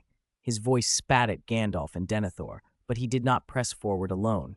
He drew back behind his armored vanguard and let the Ologs and gesturing ranks pour into the breach. "Nothing you or your master says will turn me," Denethor answered. "You shall not pass." Denethor threw himself into the fighting, cutting down orcs at the gate. Gandalf fought with staff and sword both, moving as a whirlwind. He felled an Olog and, with quick steel and sorcery, saved Denethor from a sneaking blow. A thrown Glamdring flew true and split an orc's skull. Denethor wiped sweat from his brow and watched Gandalf amid the carnage. If Minas Tirith still stood, it was because of this wizard's strength. He felt change stirring in him, admiration and unease both. But the breach was wide, and beyond it surged a wave of armored Ologs and orcs. "We cannot hold the gate," Denethor snarled. "We must." He broke off as a horn sounded from a distant high hill. "It's Rohan! Rohan's riders!" someone cried. After long days of riding, the Rohirrim had reached the field. Theoden and his horsemen crouched on the ridge above the plain, looking down at Mordor's teeming host. Even with 12,000 horses behind him, the sight made his scalp tingle. The enemy massed far beyond 50,000, yet he did not falter. Better to strike now and cut the enemy from the city than to linger and let Minas Tirith fall. Two small figures rode near the front on a single mount, one tall, one short. The taller muttered again and again, "Courage, Mary, courage for our friends." The shorter gritted his teeth and stared at the tide of black. On the field, commanders bellowed orders. "Form ranks, spearmen forward, archers to the rear," the orc leaders cried. Theoden marshaled his 3 liegemen, left, right, and center, and put himself at the head with the royal banner. His voice rose like a trumpet. "Arise, arise, riders of Theoden," he cried. "Spears shall be shaken, shields shall be splintered. A sword day, a red day, ere the sun rises. Ride to ruin, and the world's ending." He thought of mortality, of the everlasting flowers blooming over his grave. He did not fear death if in dying he might win hope for others. He drew breath, spoke in the language of the mark, and cried, "Charge, Eorlingus!" "Charge!" came the answer. And so 12,000 horsemen swept down from the ridge, riding willingly toward doom and destruction, toward the fate that might yet turn the night. Chapter 395, Return of the Legend. The banner of Rohan snapped in the wind, a white horse leaping across a field of green, but King Theoden rode faster than the banner could fly. He thundered forward on Snowmane, marshals and guards close behind, white-plumed helmets streaming. The Rohirrim surged like a great breaker smashing into a dark shore, hooves flattened spears. Orcs were swept away beneath them. Like a hot blade through butter, the riders cleaved Mordor's host and drove a path straight to the city walls. Theoden led that charge himself, fierce and unyielding, his marshals and royal guards breaking the enemy's line ahead of him. The vanguard of Mordor collapsed in disarray, and the cavalry slaughtered them by the score. Minas Tirith's breached gate had been overcome by a new bulwark, the riders of Rohan. Every man fought with desperate courage. For a moment, Theoden's attention snagged on an odd sight. 2 riders, one large and one small, seated on the same horse. They hacked through orcs with furious blows. The glimpse tightened something in Theoden's chest, but there was no time to linger. The battle demanded everything. "Protect the city," he roared and pressed the charge. Inside the city, Denethor watched from the walls, marveling aloud. The Rohirrim never lack courage. But the tide turned again. A thunder rolled through the plain as a colossal form appeared behind the battle lines. Hared's Mumakil, the terrible war beasts with towered howdahs upon their backs. Li Wei recognized them at once from his own encounters. Up close, they were instruments of devastation. The riders had no room to fall back. Behind them lay Gondor's walls and a ruined gate. If they faltered, Gondor would fall. They steeled themselves and charged on, and were the first to break. Mumakil simply meant ruin for cavalry. Horses reared in terror and became uncontrollable wherever the beasts strode. Their hides were hideous armor. Ordinary steel glanced off them. The towers and riders they bore made them unassailable by normal means. They waded through the cavalry and stood like living bulwarks. Denethor called urgently for reinforcements. "Go support our friends," he ordered the Prince of Dol Amroth and his captains. Gondor's soldiers surged out to help, but the Witch King's lieutenant had anticipated it and sent up another wedge of troops, near Haradrim in Scarlet and ranks of East Yi, to blunt the reinforcements. The two contingents met and were held, cutting off the Rohirrim and Gondorians from one another. The lieutenant's annoyance burned. "Where are those Kondians? Why haven't they come?" he spat. "They will answer for their disloyalty." His forces closed with a howl. "Kill!" Theoden rode on, the embodiment of the Mark's courage. But courage could not steady Snowmane when the horse saw the weight of the enemy. The great white steed faltered before a blow it could not bear.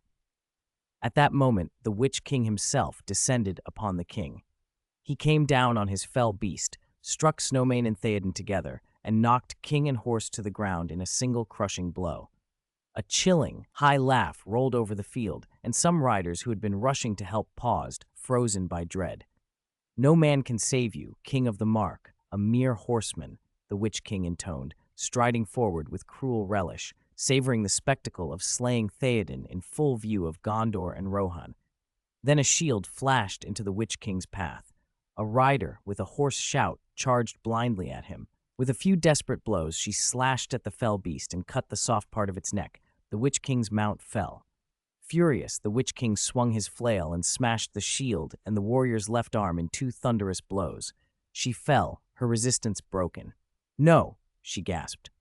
Theoden, pinned beneath Snowmane, lifted his face and recognized her at last, his golden-haired niece, the jewel of Rohan. Rage and hope wrenched together in him.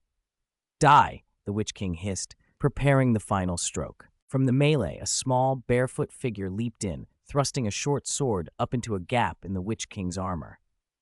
The Nazgul shrieked.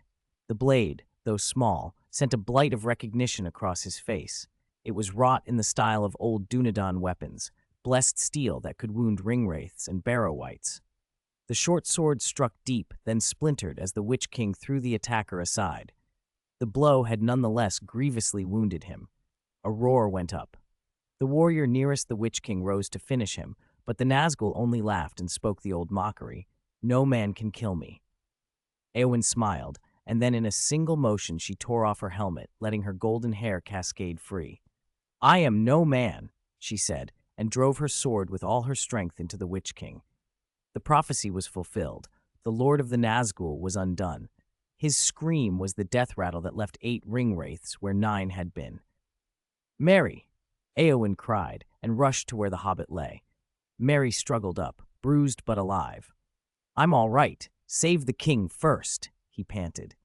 Theoden was grievously hurt, pinned by his fallen horse and bleeding into unconsciousness. Mary fumbled in his pocket and produced a small golden apple he had always treasured.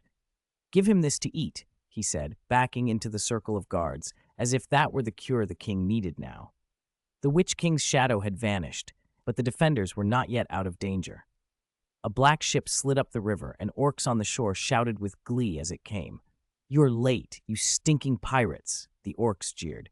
A handful of men leapt from the ship, Aragorn, Boromir, and the rangers of the Grey Company, and for a moment the orcs only laughed. Then a darker shadow fell across the riverbank, and the orcs' mirth curdled to shrieks. A colossal craft with a pillar of light docked. Leeway stepped ashore, his dragon-flame steel greatsword dragging and sparking on the stones. The sound it made as it scratched the ground was like something from a nightmare, and the orcs saw fear in that sound. Behind him followed reinforcements from Water City and the fiefs of Gondor, nearly 10,000 men in mixed Water City and Gondorian-style armor. Aragorn raised his sword, poised to call forth the army of the dead, but Leeway put a hand to his shoulder. "Wait," he said. The dead, who owed service to Aragorn as heir of Isildur, froze on the command. They were bound to Aragorn, yet they seemed to acknowledge the force before him. The orcs themselves went silent, unwilling to interrupt. "What is it?" Aragorn asked. This was precisely the moment to unleash the dead and crush the enemy in one stroke. Leeway's face was tight as he looked west toward the ringwraiths. "Not yet," he said. "Do not parade the dead before the Witch King and the Nazgul." Leeway told Aragorn, "They are masters of the unliving as well. Do not contend with Sauron for their control. Think of the Barrow-wights. Give me a moment." He did not wait. In a glitter of fire, he donned his blazing breastplate and launched himself into the sky. A streak of orange-red like a meteor tore up through the clouds, heading toward the Nazgul, who fled on their fell beasts. The flames struck the beasts in succession. Li Wei's strikes unseated them, dragging monsters and riders crashing into the plain, gouging deep craters. The remaining ringwraiths wheeled higher in terror and scattered, but something pursued them. That same flaming figure, relentless as a reaper and faster than any winged terror. Denethor craned his head in disbelief. "Since when do the ringwraiths feel fear?" he muttered. "That depends on who it is," Gandalf replied, smiling faintly. Denethor groped for an answer, uncertain. Gandalf only blinked and would say no more. One by one, the Nazgul fell from the air into the torn earth. A last piercing scream came from the direction of the Rohirrim, and space seemed to warp for a moment before settling. Then it was over. The shadows had gone. Li Wei strode from the smoking crater, where a fell beast lay charred, climbed upon its carcass, raised his greatsword, and bellowed, "Attack!" He fired a flare from a crossbow high into the sky. Legolas, with eyes like an eagle's, saw it and called out, "Aragorn!" Aragorn lifted his sword. Now there was nothing left on the field that could restrain the dead. The army of the dead surged at his command, sweeping over the frozen orc ranks and pouring into the center of the battle to join the encirclement. "For the free cities, for all free peoples, charge!"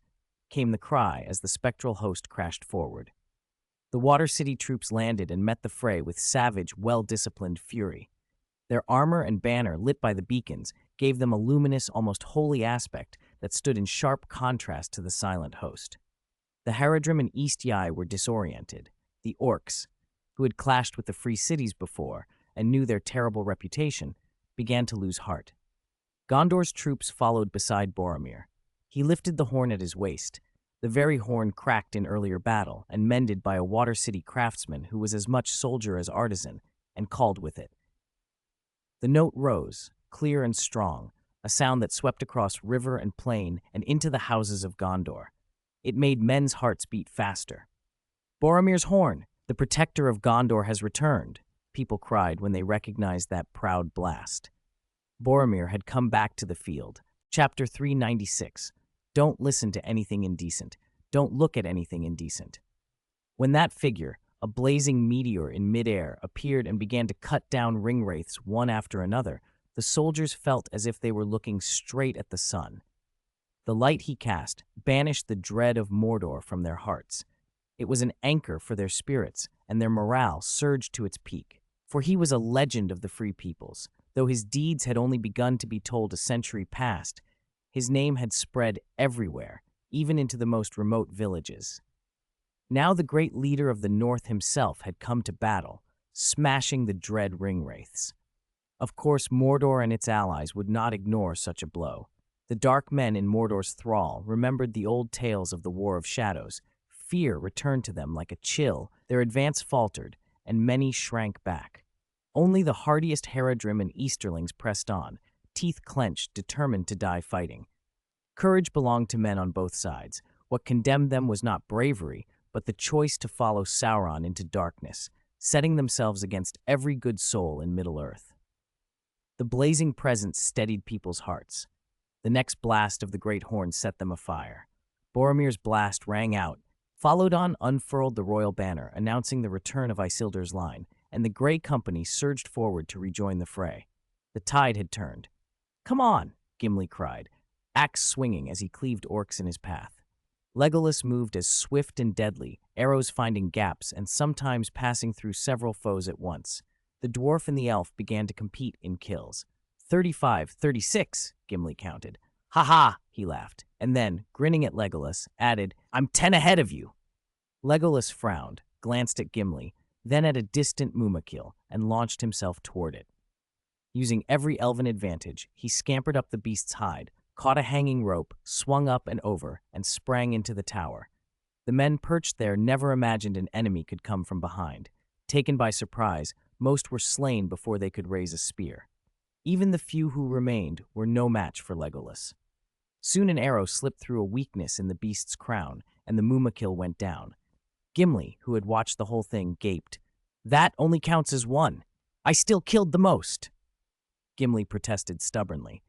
"That's not necessarily true," Legolas replied, and pointed elsewhere. Gimli followed his finger and saw Li Wei righting himself beneath the trampling of a mumakil. Where Legolas had used finesse, Li Wei had used force. He threw the beast and the tower clean over. Watching him flip a war elephant and its tower with a single movement, Gimli swallowed hard. "He doesn't count," he muttered. "We're not competing with him." In the blink of an eye, after neutralizing the largest threats, Li Wei leapt onto Grond, the great battering ram Sauron had commissioned. He swung his blade and shattered it, ripping the siege engine apart. The ram exploded, splinters and chips flying. With that blow, the enemy's doom was sealed. The orcs scattered first, without the ringwraiths to hold them, and with Li Wei and Aragorn bearing down with reinforcements, their will collapsed, and they fled. The men of Mordor fought on, many to the last, but it was futile. In short order, the field outside the city was a chaos of dust, blood, and broken bodies. The battle was done. Aragorn kept his promise. He released the souls bound by centuries of torment, letting them rest.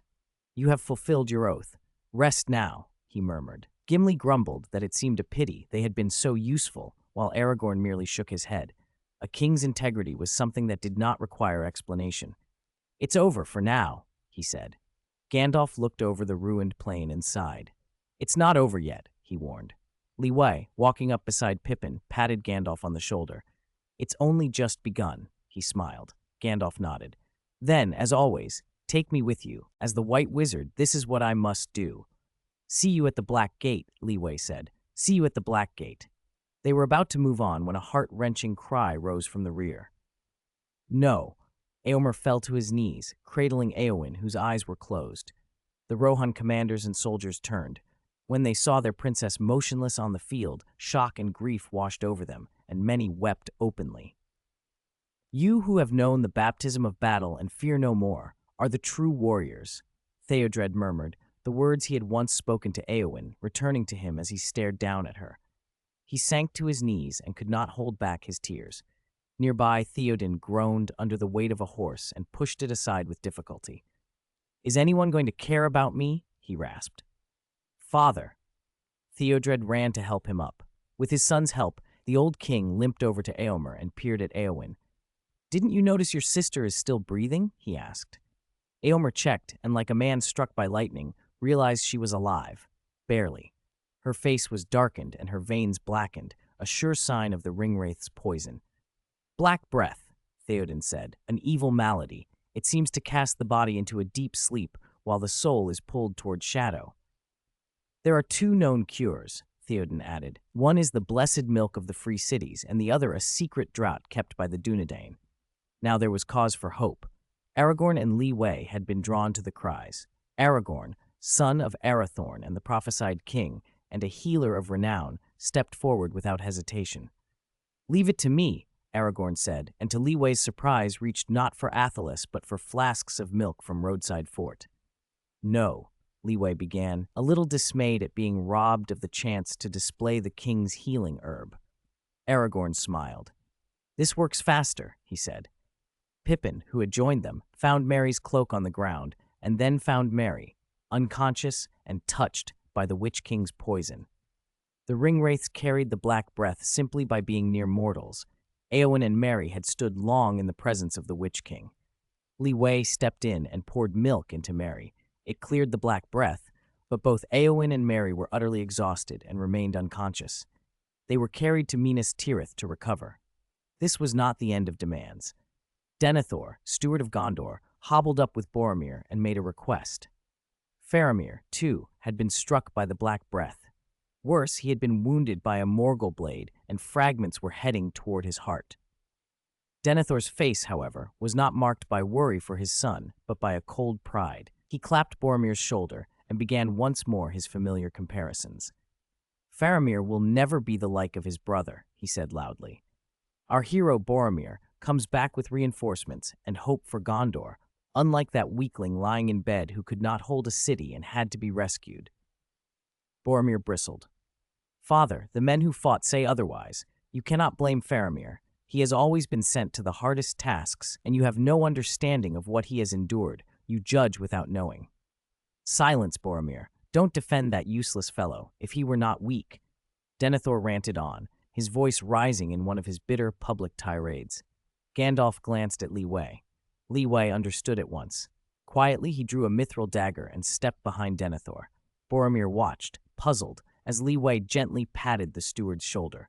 Denethor turned, puzzled, then froze. The dagger Li Wei held was no ordinary blade. It was the ceremonial mithril dagger Turgon, Denethor's grandfather, had once given to Li Wei on behalf of Gondor many years before. Its blank crest bore the sigil of the House of Hurin, and by old custom, the bearer of that token could call on the full authority of that house. Denethor, proud and bound by oath, had no choice but to listen. Li Wei approached slowly, and what he said made Denethor flinch. "I don't mean to meddle in your family matters," he said, "but as a father you are sorely lacking. Today, on your grandfather's behalf, I will instruct you, teach you how a father should treat his kin." "Wait," Denethor shouted, finally realizing too late what was happening. But it was already done. For the first time in years, Denethor felt the weight of an elder's authority press upon him. Boromir, seeing what was coming, closed his eyes and covered his ears. He would not listen. He would not look. Chapter 397, Lord of Middle-earth? Fairly speaking, as a ruler, Denethor had done well. Big and small matters in Gondor were managed with order and few mistakes. His attitude, apart from his dealings with his two sons, was even-handed, and that had earned him a good reputation. His will was extraordinarily strong, almost like steel. He had been able to resist Sauron's temptations, a rare and telling quality. But men are flesh and blood, not pure iron. Over time, faults creep in. Some of those faults needed correcting. In a bedchamber in Minas Tirith, Denethor's displeased face bent over Faramir's bedside. In his hand he held a bottle of milk, something Li Wei had insisted he do, personally wake his youngest son. With a resigned sigh, Denethor fed the milk to Faramir. A moment later, Faramir opened his eyes. The first face he saw was his father's stern countenance. "Father, did you wake me?" Denethor hid the empty bottle behind his back. "It had nothing to do with me. If you want to give thanks, thank your good teacher Li Wei, the man you respect but have only met a few times. Don't be like some foolish animal who takes the first thing it sees at birth for its mother." Faramir listened quietly, then suddenly smiled. Denethor's expression tightened with discomfort. "Now that you're awake, get up. Your brother is very worried about you. Go and let him see you looking well," Denethor said. "Yes, father. Thank you," Faramir replied. Denethor hesitated a moment, bowed his head, stood in the doorway for a few more seconds, then left without a word and without looking back. Not long after, Boromir saw his brother. After more than a year apart, the two brothers embraced on the steps of Minas Tirith, both smiling widely. Their bond needed no words. After they talked for a while, Boromir's face grew serious. "I intend to take part in the operation at the Black Gate. What do you think?" Faramir, newly awake and still learning the day's news, had to catch up. He learned that Gondor had won at the Pelennor, but that victory did not guarantee safety. Li Wei had returned to the northern lands and was preparing to strike at Mordor. The victory at the Pelennor fields had been costly. Mordor could gather another host, and the next time the Shield of Gondor might not hold. "We must strike at the root," Boromir went on. "You have met them, haven't you? The two hobbits?" "I will follow the prophesied King Aragorn and march to the Black Gate to reinforce Li Wei," Boromir said. "We can't give Mordor time to regroup and throw another great army at us." "This is a joint decision by Gandalf, Aragorn, and Father," Faramir added then without hesitation. "Let me go as well." "Then put on your armor, brother," Boromir said. "Let us stand and fight together."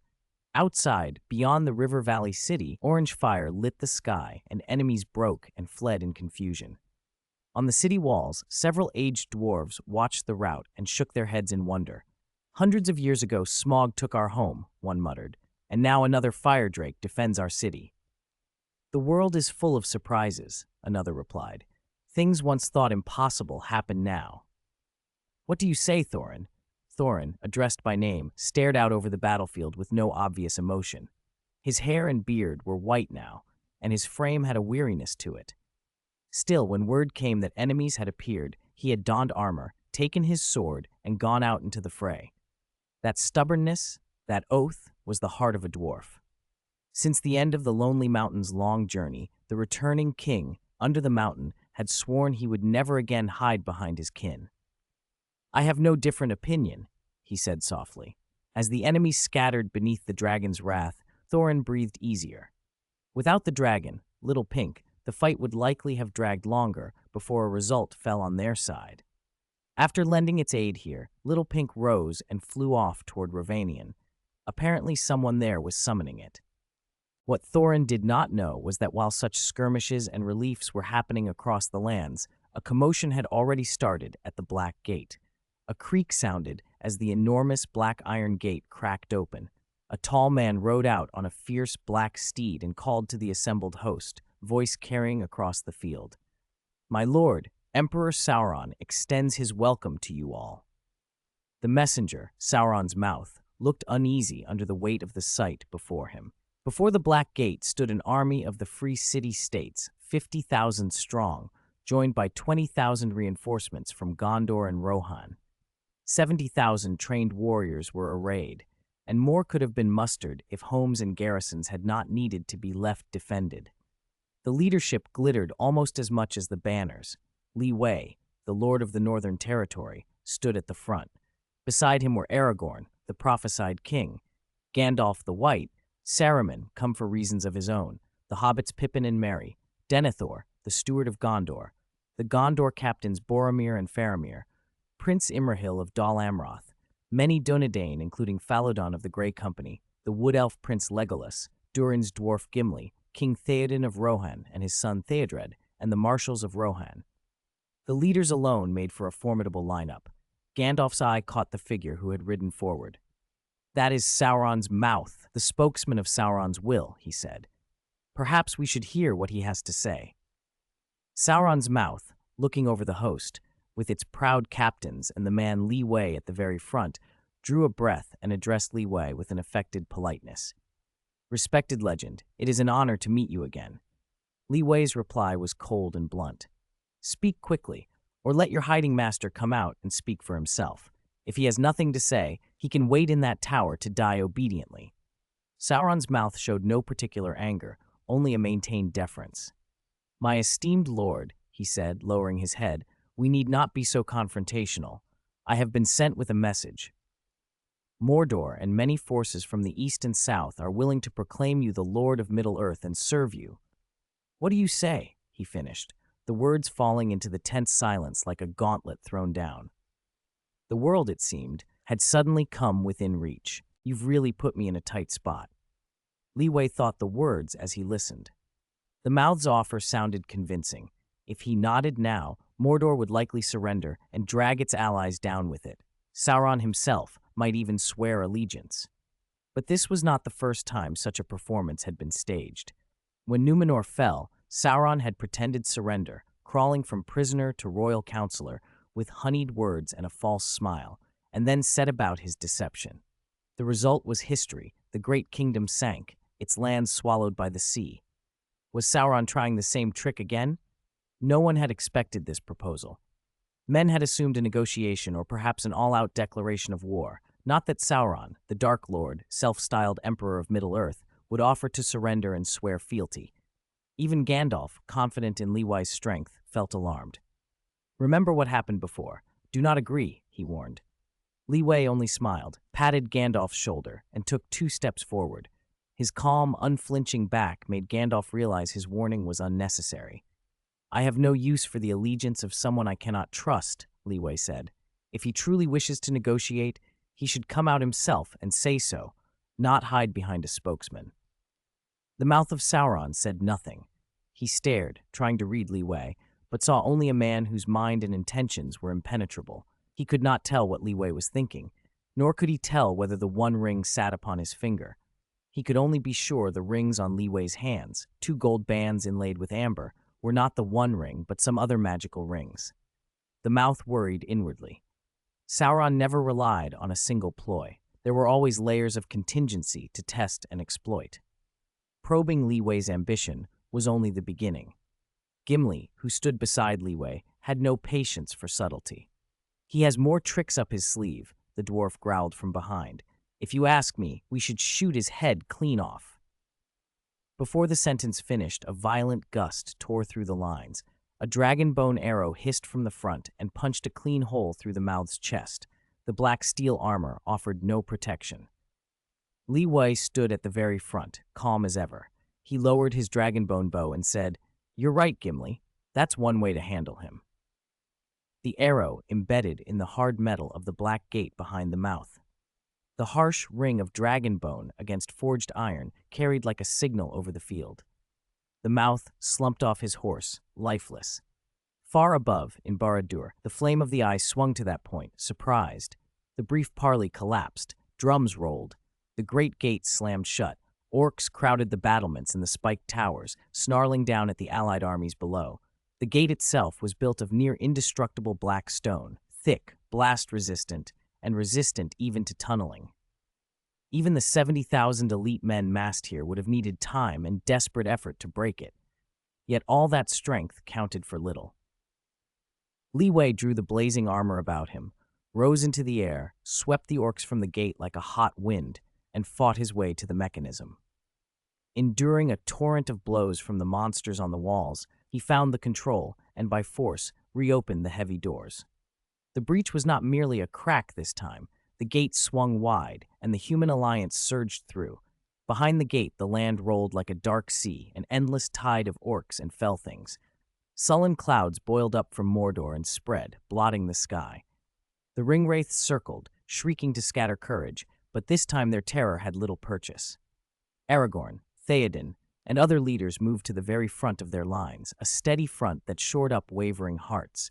Gandalf raised his staff and cast bright, steadfast light into the gloom. The banners of Rohan and Gondor fluttered. Andoril gleamed in Aragorn's hand. The Free City's levies stared at Li Wei, who stood immovable before the black gate. Each man and woman held like a carved statue, refusing to yield. The momentum shifted.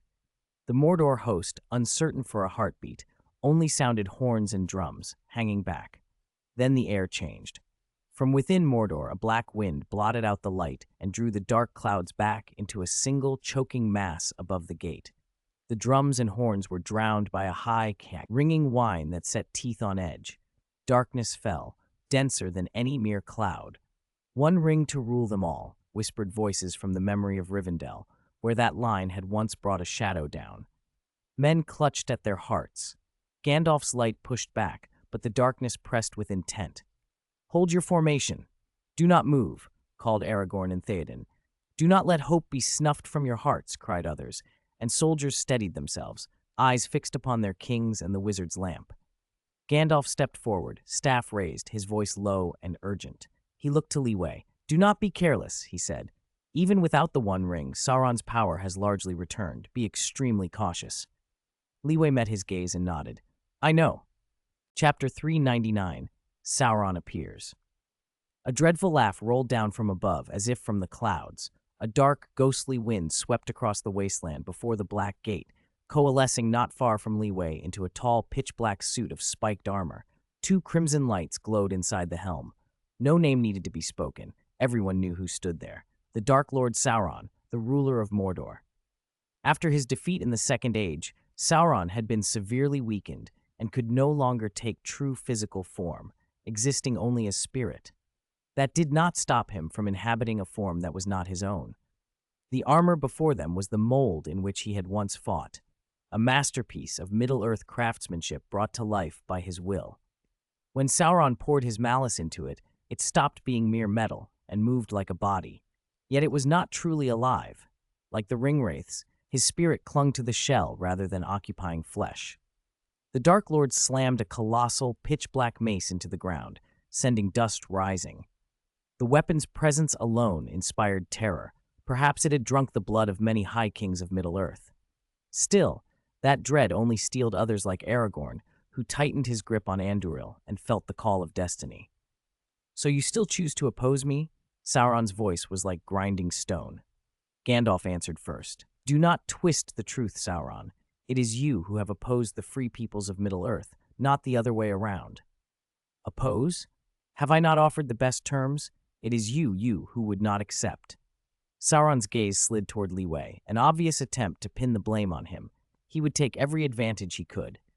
Li Wei replied calmly, I have already said it. Your oaths and promises are worthless. No one will tolerate your presence any longer." Sauron laughed, a sound like metal tearing. "Then let us fight." "Fight!" came the cry from the heath behind the Black Gate. At his command, the creatures of Mordor banged their weapons against the earth in a thunderous rhythm to back their master. Leeway stepped forward to accept the challenge, and the allied armies before the gate cheered him on. A defining battle was about to begin. Sauron moved first, boots thudding as he brought his mace down in a terrible arc. Leeway advanced just as steadily, calm and immovable. They closed, and the field fell silent. Clang! A tremendous metallic clash echoed across the plain. Leeway's dragonflame steel greatsword met the Dark Lord's mace, sparks flying. The sword held firm beneath the crushing force. No matter how Sauron leaned into it, he could not drive the blade in. Leeway launched a feint to disarm, but the mace seemed fused to the armor, only yielding if its master chose or if the wielder were beaten senseless. Both combatants felt the odd rigidity of the connection, but the fight continued. Blow after blow rang out, each clash reverberating like a drumbeat across the wasteland. For a long time, neither gave ground, an endless test of strength and endurance. Then Leeway seized an opening. He deliberately took a crushing blow to his shield. The impact snapped the rune shield like paper. A hidden mechanism in his belt released a burst of force that rocked Sauron for an instant. Seizing that moment, Leeway swung the dragonflame steel greatsword in a downward stroke across Sauron's shoulder. Clang! The strike landed. Dragonflame steel's natural might, augmented by Undead Slayer Veeth and a built-in fire enchantment, detonated on contact. The Dark Lord howled, and his armor erupted in flame. The blow had clearly wounded him. Sauron staggered back, armor blistering and smoke rising, while Leeway himself suffered nothing more than a broken shield. Realizing he could not afford more missteps, Sauron barked, "Attack!" The horns of Mordor blared. Orcs and fell creatures surged forward. Leeway pulled Aragorn aside and whispered rapidly, "Quick, help me with a pre-battle declaration." Aragorn blinked, taken off guard. "You know I'm not good at this," he began, but there was no time to hesitate. He stepped forward to the formation's front, drew a breath, raised Andúril, and shouted, "Sons of the free city-states, sons of Gondor, sons of Rohan, my brothers, do not let fear consume you, and do not be cowed by the great enemy's roar. Perhaps one day the age of men will fall. Perhaps one day all of us will face extinction. But not this day. Today we fight. Today we charge the great enemy. Arise, free peoples of Middle-earth." Leeway waited for Aragorn's signal, then strode forward and lifted his dragonflame steel greatsword high to seal the speech and call the charge. "In the name of all that we love and cherish, attack!" he cried. "Charge!"